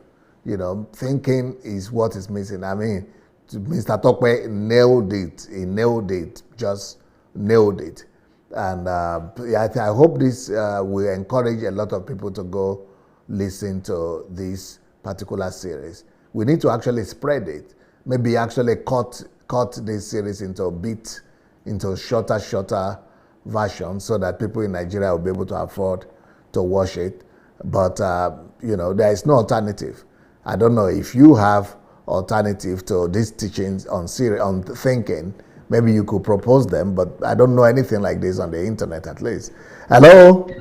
Hello, good evening, DSA. Good evening. Who is calling? This is Chioma Okpara. Chioma, how are you doing today? I'm fine, sir. Good evening. Yep. Wow. Like you said, Brother Tope really nailed the thinking analysis, honestly. He really nailed it. He did a great analysis, yeah. Honestly, it's amazing. When I was just bringing my son, we're just coming in, and my son and I were listening to it, and he was like, wow, it's amazing. People don't think. There's a problem here, because we've been taught not to question things. We've been taught in church not to believe you're a man of God. Anything your man of God said is a final thing. Our culture, our tradition have really destroyed so many, mostly African people. Like he analyzed. He said something that really touched me. He said he studies psychology, that he knows it very well. But many people study it just for the sake they want to do diploma in psychology, they have their masters, everything. And because of the religious mindset they have, they don't know that psychology is all about life. Thinking is all about life. When you think deeply, you become innovative. You know what to do. You know how to go about things. You don't grow up and people tell you everything, because they don't teach us how to think. Everything they say in church or I will call it religious sector, because that's not the way Jesus made it to be. Jesus wants us to think. We're supposed to think, figure things out. In UK we are, I did a course on about communication. They talked about that our body language, unspoken words, they are more, they communicate, they pass more message than what we say. But in Africa, we don't figure things out like that. That is the reason why people are deceived. That's why people, all they do is to pray. They don't think. They don't know they're supposed to sit down, and when they think, God give them ideas on how to go about things, Thinking is different from being worried. They tell them, don't think about it. You have to think. It's very important. Thank you so much, Brother Tope, for what it's a great job you did, honestly. And I think everybody should go back to listen to that series. And because he has done this teaching, I think I need to go back again to listen to that message. It has, even the ones I've listened in the past, it has really helped put my mindset up. He has fixed my mindset. I don't do things without thinking. I think things deeply these days because of I listened to that thinking series. Thank you, DSA, for Thank you what so you're doing. much, Choma Opara. Thank you so much, sir. All right, have a wonderful evening. And you too, sir. Okay, we still have more callers. People have been touched by this analysis and review that Mr. Tope did. And, let's keep on hearing the callers. Then afterwards, I will let Mr. Tope come back and tell us, his conclusion and what we should all take away from this his analysis. And as a people and as a nation and as a continent and as African people, our continent is backward, and without thinking series, we'll never be able to attain development. Anyway, hello. Hi, DSA. Yes, I was thinking about you, Sister Mabel. Good morning from California. Yes, nice to hear your voice today. Yes, sir. I wanted to talk yesterday, but it didn't get to my turn. I said, okay, next time. Yeah, just make sure you speak closer to your device and louder. All right, sir. Bro Tope, thank you so much. Father, I can't thank you enough. I can't thank you enough. But to you, DSA, I have one question for you. Yes. Are you still asking whether this revolution will come or not? I just want to know if you are still thinking. Are you still thinking whether it will or not? I think it has started. With everything I see going on in Nigeria, something don't break. Thank you so much. And let me say this to you again, DSA. If you have other things that you need to say, speak all of them out. Because I've seen that as you are speaking it, it's happening. I don't know if you know that. Yeah. Please, whatever you still have in you, start speaking them, because as you speak, it manifests. You spoke about the people that will not win and the one that will win. It happened. Yeah.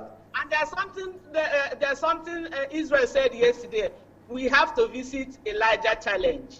We have to visit it. I'm in support of that. Okay, look, there is nothing we're gonna do. If thinking is at the backstage, we are wasting our time. Yeah. There is nothing you've thought that is not something to reckon with. If anybody holds on to what you are saying, that person will go far. The only problem we have is that people don't want to listen to you. But if any of them dare listen to you, I was begging some of my friends, I said, please, you keep telling me why is he criticizing? Can you just keep off that criticism that you are calling that for? It's a challenge, but if you keep calling it he's criticizing, you will be denying yourself of so many things. But this is my stand for you, and God will bear me witness, because I cannot eat this type of food and not allow you people to test it. But if I give you to test and you refuse to test, God is my witness. I told them where I am now is a different platform entirely, and I will want all my friends to be there. But if you refuse this, I have no option. Mine is to spread the gospel. Yours is to listen or not. We have choice. If you decide, even God himself gave us that choice, because he said he wished that we would choose life. But if we decide to choose otherwise, there's nothing God can do. God himself can't even say, I must make you a robot. He gave us that choice. So who am I? So DSA, I don't even know. I think I'll stop thanking you, because if I keep saying it, they will say, she will still say the same thing each time she comes up here. But to God be every glory for bringing you to this generation. Look at Adeboye. The more this man speaks, the more he complicates issues, the more he disrespects himself. How can he say, if a woman laughs at you kinkingly, do this or do that? Where is self-discipline? Can't you, like what somebody was saying, If you chase money and you can't get money, go and marry a wife. I'm like, oh, go and marry a wife and at least get a child. I'm like, no, bro. It is not that. Marriage is not what you just said. Marriage is more than that. It's for matured mind and for problem solvers. Yes. If you're not ready to solve problem, if your mind is not mature, please don't go into marriage. If you have child in mind going into marriage, if you have sex in mind going into marriage, you will be as disappointed as disappointment itself. Yeah. Because that child might not come. The sex you are talking of, we have 24 hours in a day. How many hours are you gonna be on that sex? What are you gonna do with the rest of the hours that is remaining? Yep. So the more these people, there's a pastor that you said were celebrating that he said Buhari will win and they're calling for Thanksgiving. Yes, let me tell you, that man is smart. Do you know why he's smart?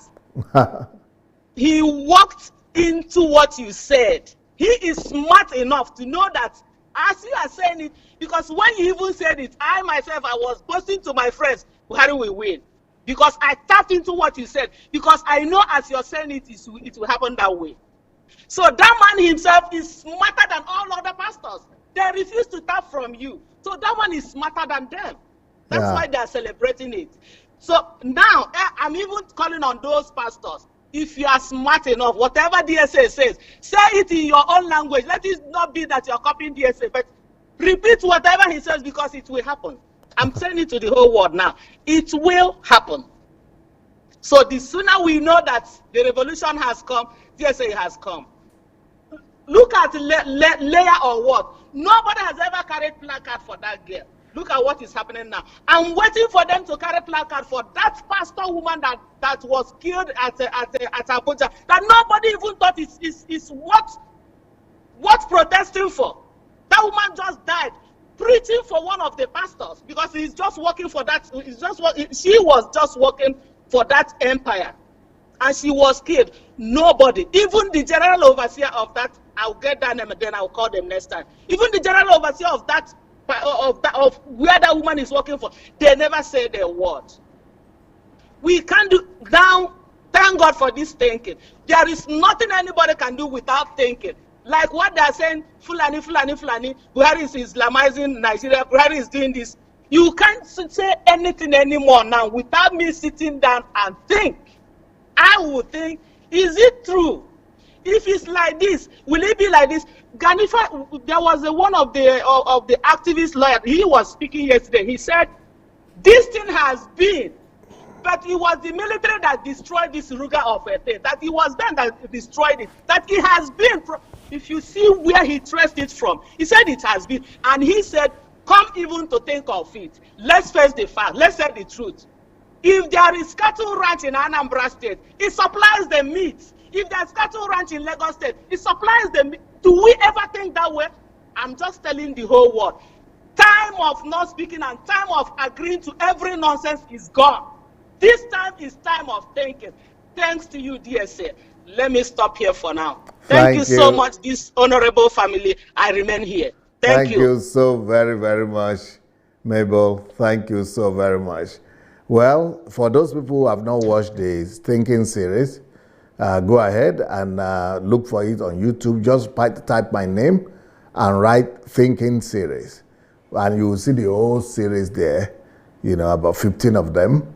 And they are about maybe 2-3 hours each one of them. So, yeah, go and listen. But take your time. The best way to listen to those Thinking series is to go to the solitude. And to just, then you'll be able to focus and concentrate and be able to get maximum of it. And of course, the book, Rid Yourself of Shallow Mindedness, will also be a huge blessing to anybody that will like to work on this thinking. Hello? Hello, DSA. Good morning. This is Adobe. Adobe, how are you doing today? I'm fine. Thank you. Nice to hear from you today. It's almost like I'm almost following my mom when it's like we seem to call when the conversation is really deep. Beautiful. Yeah, because you are thinking. Thank you, DSA, and I really appreciate Mr. Tope, because this is what I say when people say the Nigerian mentality. Tope is a Nigerian. Yeah. So it's just lazy mentality. There's no Nigerian mentality. We are not that peculiar a people or a race. It is wherever knowledge exists, wherever truth exists, the people there have a different quality and a different standard. Yep. But where ignorance persists is the same set of people you will see in America, in London, in Ukraine, in Nigeria. Everywhere. If people are ignorant, they all have the same color. Yep. If people are intelligent and think, they all share the same thing. Yep. So when people say Nigerian mentality, Nigerian lifestyle, it is based on the quality of information that we have and the value we already share as a people. Yep. I loved it when he said, we fight each other. We see each other as competitors. When you get in place of position, you want to outdo. You want to... A gate man has a position and he's found a position of authority. He wants to use it to his fullest power. There is no service culture in the country. Sad. If we ever had service culture, it would be difficult for you to compete, because you know that this is the difference between most countries of the world and the Asians, particularly the Japanese. Yeah. These people have a service culture. That is why they have companies 100 years going. Because they see anything, you grasping at authority, you grasping at promotion, it's seen as you are dishonoring the people, your authority, your position. That is why when you come into a meeting with a Japanese person, they won't take the seat first. That culture is a service culture, and DSA, look at the level of technology. Right. They are building the nation, they are building the people, they are serving the people. Japan has the most advanced technology, even the one America has not seen. Yeah. America has talked itself into the world leader. But in terms of sustainable and concrete technology, we know who we are pursuing. We know who is leading. The fact that America and Russia and China, these powers are battling in terms of nuclear weapons, the whole world may see America as a strong power, but those who know where the bargain power lies. Yeah. And that is why America and Trump is always constantly fighting, disagreeing, putting pressure on Iran and so many things. But you see, coming to our Nigerian people, I blame them and I don't blame them, I fault them and I don't fault them. My problem is, if we were not exposed to books, to internet, it's a different thing. But then again, if you don't know, how important something is, you will never appreciate it. Yeah.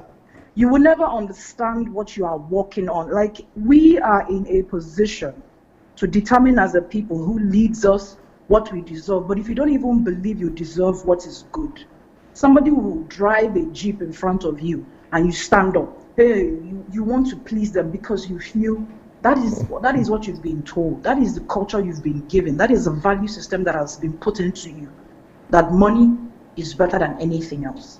But if the culture had a value system that unless a person is reliable or a person of integrity, do not honor them, you would see these things fall down. DSA, it's not, when Tope said it's difficult or it may be impossible, it's not. I don't agree. I beg to differ. When people, I love the way he presented so many practical instances. DSA, people just need practical instances. Yes. When a market woman see you take her children to school, it's not difficult for her to appreciate you, to respect you. The simple basic things. DSA, we revert to animalistic instincts because that is the bare survival that we are living on right now. People are surviving in Nigeria. Never mind the high skyscrapers, never mind the jet owners, never mind the Big Brother Nigeria, never mind the exposure. It doesn't change. People see rich people and think because you are rich, you have manners. Manners are things you learn. Money doesn't give you manners. If anything, money exposes your crudeness. I learned that in a hard way when I realized that people who have money don't really have value systems. They don't really have manners. They talk both sides of their mouth. They talk while eating. These are things that I was taught as a little child. Don't talk with your mouth full. But I see people doing it. I'm like, ugh. Like, seriously? That is rude. But people do it all the time. They're talking and food is flying everywhere. Little things like this. DSA is not difficult. It's just that people have not. We are not facing the sun. Right now we are backing the sun and we are saying we are cold. Yeah. Just turn around. In terms of thinking and comprehension, DSA, do you know how people laughed at English and literature in school while I was in secondary school? Yes, they all want to do science. It was not valued. It was never valued. And DSA, these are these little things. These are the little things that people don't realize. This is the manual of your life. Critical thinking was back then in primary school, DSA. In your English comprehension, you had to understand why Eze goes to school, why he's feeling the way he's feeling, why Christmas was his favorite. These are little things children grow up on thinking. But DSA, it was never part of our value system. Yeah.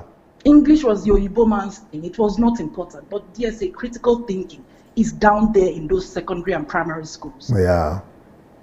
So what were we learning in schools? I always looked at my classmates back then, and I didn't understand why they could not appreciate what we were learning.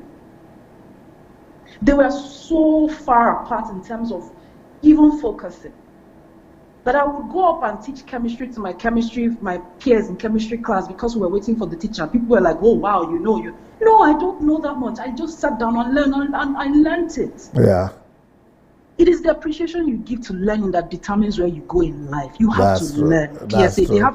you won't make anybody go to heaven. You won't make anybody rich. How many people turn on their TVs and listen to financial matters and you are wondering why you don't have money? Yeah. Salary will not make you rich. Yeah. The business and rich people in the whole world, it's not salary that got them there. So why do people keep thinking it is rocket science? Why don't you go and listen? 1 + 1. How do you save? How do you budget? How do you invest? These are very, very low-hanging fruits of knowledge. Why are people refusing to take what is readily available? God cannot do more than he has already done. Yes. It's just a pity. If we don't take accountability for ourselves, if you don't take accountability for your learning, for your development, people keep saying government. I have attended many charities, DSA. Parents are the one making sure the schools their children attend are well funded. How many Nigerian parents will go to a school function and donate money? They will tell you we need dance classes, we need art classes. How many parents will attend a school waiting function for the government and willingly donate money? But no, you want the government. You want the why? Where do we get this idea of lack of?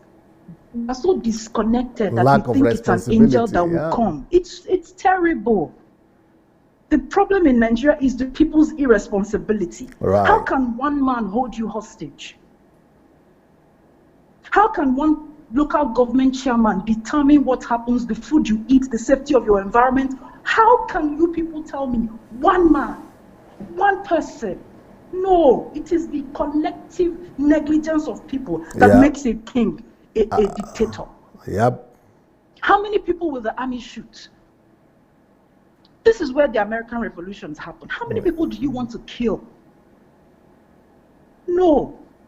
Anybody who is powerful is made powerful by the people. Yeah.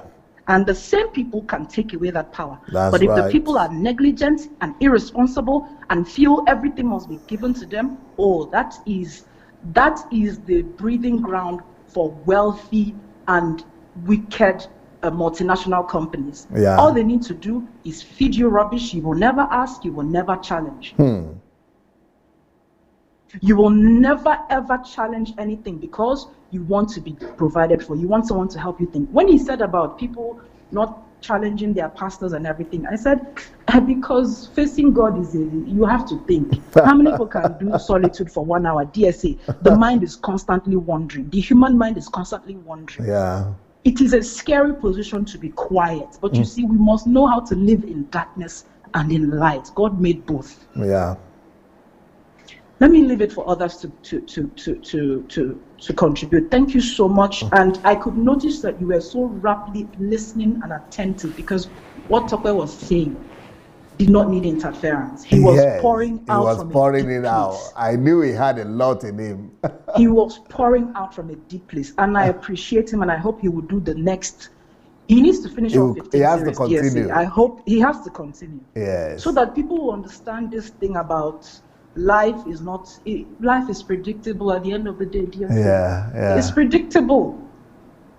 If you want to, someone said a motivational speaker who owns millions, his son told him, I'm going to work for a company that will pay me $35,000 in a year. And the man nearly cried. He said, I can pay you double that money, but you are not worth that money. Wow. If you don't increase your value, yep, no company owes you anything. Nobody owes you. And I will tell it to Nigerians, your government does not owe you anything. Yeah. Whatever you get is what you deserve. If you think you deserve more, then I dare you, I challenge you, step up your game. Beautiful. If you think you deserve more, DSA, I renegotiated a contract that paid me less. I told them, will the client be willing to pay me more, given that they do this? You know what? My supervisor said she would take up my request, and they adjusted my pay. Wow. If you know your worth, take up the challenge. Let's see what you are really worth. If you are worth $5, that's all you are worth. If you think you are worth 50, tell us what you have in you. Yep. What can we gain by employing you? What can we gain by having you in our this is the difference between rich people and intelligent people. People, if you know how much engineers are paid, American labor is expensive because they know not every American goes to school, but those who dare to go, you better pay them well, because that country's law will not allow you to pay them less. Yes. So I want to appreciate you and Tope and everyone listening. Let's keep doing this. It's not a day's job. It's not a day. This is a marathon. Anyone who thinks they will get tired or it's not possible, you are not worthy of the race if you put your hand in and take it out. If you are ready and if you feel the responsibility of Nigerians, every Nigerian in diaspora, you are responsible for the Nigerians at home. Because you know better, so act better. Thank you, Jesse. Absolutely. Thank you so very much, Adaora. Thank you so very much. Beautiful, beautiful contribution as usual. Excellent. We still have callers. So at least let's take one more caller, talk about before I bring you back to conclude on the matter. But in the meanwhile, I want to tell people who are watching and have not yet, listened to that series, to go to YouTube and listen to it. And, like Adaora said, I think she nailed it, that we need to have a continuation of this. Maybe next week or any other time that Mr. Tope will be free, he will need to come back to just continue, because he has, that's why I was just listening intently, because I like the fact that everything he was saying was practical to our people. So he will come back and continue. But anyway, hello. Hello, DSA. Yes, ma'am. Who is calling, please? This is Sister Bridget from Sweden. Oh, I'm sorry, my voice is I've got a serious cold, so my voice is not very clear. No problem. It's been a while. Nice to hear from you. Yes, thank you. Same here. I want to say congratulations to Brother Tope, because this topic has really touched my heart. And to you also, DSA, for allowing this man to come on and talk. Yes. Because this is not just a Nigerian problem, it's the whole African continent has this problem. Yes. And something has to be done. So, Brother Tope, congratulations. And I really love the way you put the analysis down, the way you delivered everything. It was awesome. God bless you and God bless your heart. Thank you, DSA. Thank you. Good, and God bless you too. Good job. Thank you for calling, Bridget. Thank you so very much. You're welcome. All Speak right. later. Bye. Bye-bye. Bye. Yep. Okay, Mr. Tope, you say you started in fire and it will keep on going and you keep on going. It will go all day. So what will you have to say in conclusion? Like I said, we just treat only one aspect of this series, and people should first of all go on the internet and make sure that they can listen to all the series sequentially, so that they can understand where DSA is coming from. They can understand the language that is involved in it, and they can understand the depth in which they must understand themselves and understand the thinking series. Hopefully, we're going to come back, and we're going to talk like under the series. We have the effect of shallowness as human being. When you are shallow in your thinking, is there. The advantages of thinking deep, of critical thinking, is there, and this is applicable to all our life. But I just want to react 1 minute to this issue of our mindset as Africans and as the way we do things, which affect us. You know, the one woman was talking the other time that, you know, when you don't have a job in Nigeria or in Africa or when you are not doing good, the first thing they will tell you is that you go and marry. Can you imagine that insanity? And most of us are bought into it. You don't even have a job. It's not because you don't want a job. It's because of the society, because of the economic situation, because of and they will want you to go and marry. Can you imagine how many people that have died because of this? Can you imagine how many souls that have been lost because? Can you imagine how many manpower that have been lost because of this? Why? People are not prepared for it. They cannot even think it through. They only listen, and that is what most people do. They only listen, they don't think through, and it affects them all days of their life. They say, oh, you go and marry. Maybe when you marry, life is going to be better for you. Or maybe when you have a child, life is going to be better for you. Can you imagine those thinking patterns? And that is what most of people are used to. And I think by the time you listen to thinking series, it's going to help you, especially those who have not made decision about marriage, about bringing up children and all those stuff. This is going to and when it comes to issue of political values, you see, thinking help preparation. People don't understand this. It helps you to prepare, and when you prepare, you know the value of hard work. And when you are hardworking, you bring solution. And when you bring solution, you have foresight. You see, most of our leaders in politics, they don't have foresight about tomorrow. They only deal about now. That is where the limitation of their thinking is, just about now. Now. They don't have solution to problem of tomorrow. Look at, I don't want to go back to this issue of Ruga or no Ruga and what, because I have my own personal reservations for it and what, but you can see the effect of thinking. How most of the things that we're supposed to have done 20 years ago, 30 years ago, which we know that is going to affect our future, which are going to affect things that will affect our future as at now, we will refuse to do it because we cannot think critically and analytically to know that the future is in jeopardy if we refuse to do what we're supposed to do now. The exigencies of now is not in our equation, or it's not in our destiny in Nigeria. What we only know is now, like, oh, sorry, I don't want to, it is now. So, and this, when you cannot think, there is the quality of information that is disseminated is very, very narrowed, shallow, and myopic. And that's why all these politicians that are there right now, they can go away with murder. Because the information that is out there, people don't even have the right information to help them take the necessary decision that they're supposed to take. But when you think critically, you can take the right. And the one woman was talking about service culture. Do you know that it is because the absence of critical thinking?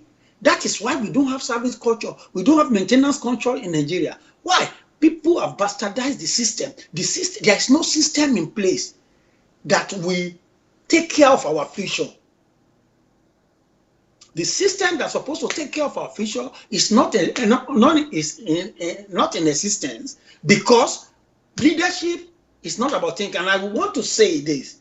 I think if we have the opportunity, we should start to organize seminars in Nigeria and start organizing either in parastatals, either in ministry, private sectors, and start talking about this in order to entrench it in our system, in our mind, in order for us to have another perception process about what it is to make us human.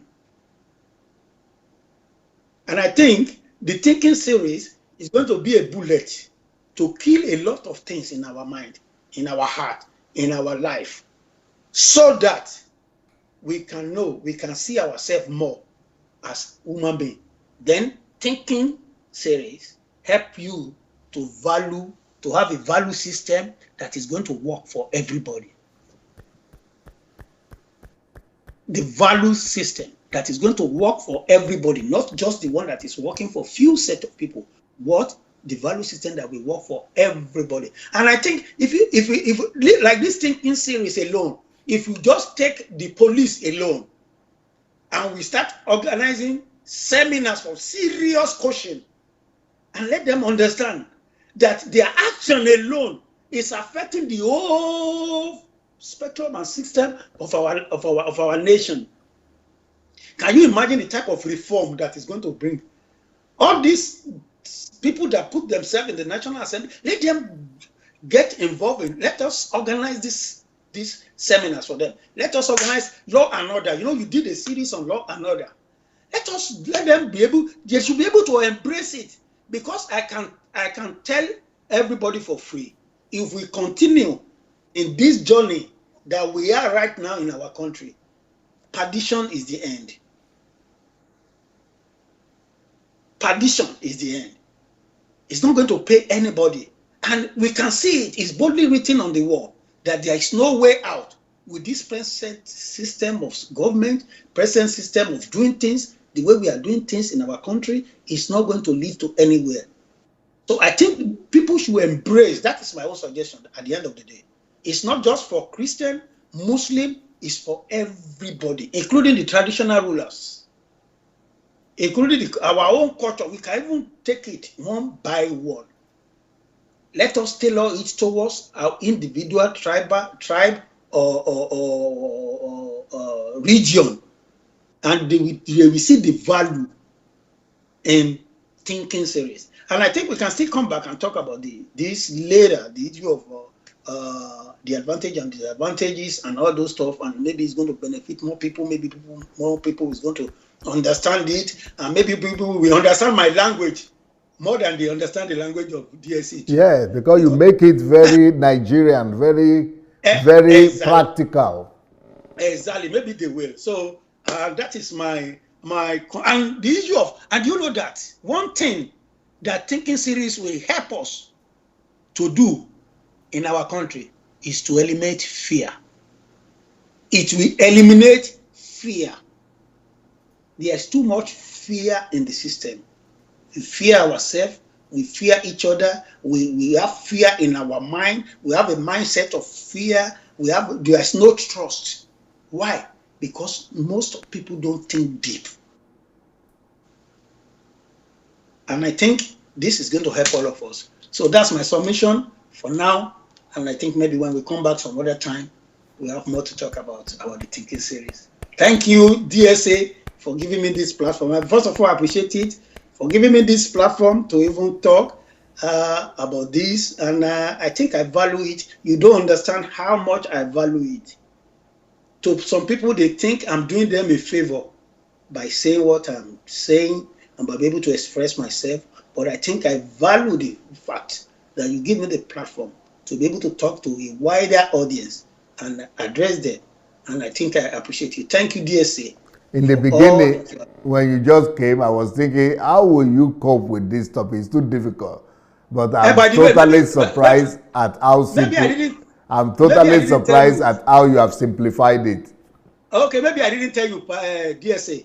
I was trained as a teacher from in my college. I was trained as a teacher. I'm a teacher. I taught for about few years. In the early part of my life, I went to teacher training college. I went to university as a teacher. I'm an educationalist. I'm a guidance counselor. And like I told you, I'm a psychologist. So I don't think, like I told you, I don't feel threatened. You simplified it, make it personal to everybody. Exactly. And I think that's what keeps That's me why we going. need you to come back to continue, sir. I'll be glad to do that, Dr. Sunday. Thank you so much. Let's say thank Thank you. you to Mr. Tope Owolabi, and I hope he will find time to come back and Thank you, continue everybody. this. Thank you, everybody that comes on the platform to listen to us today. We really appreciate you. And I think you guys will keep the flag flying. Thank you so much, everybody. See you tomorrow. Peace. Peace.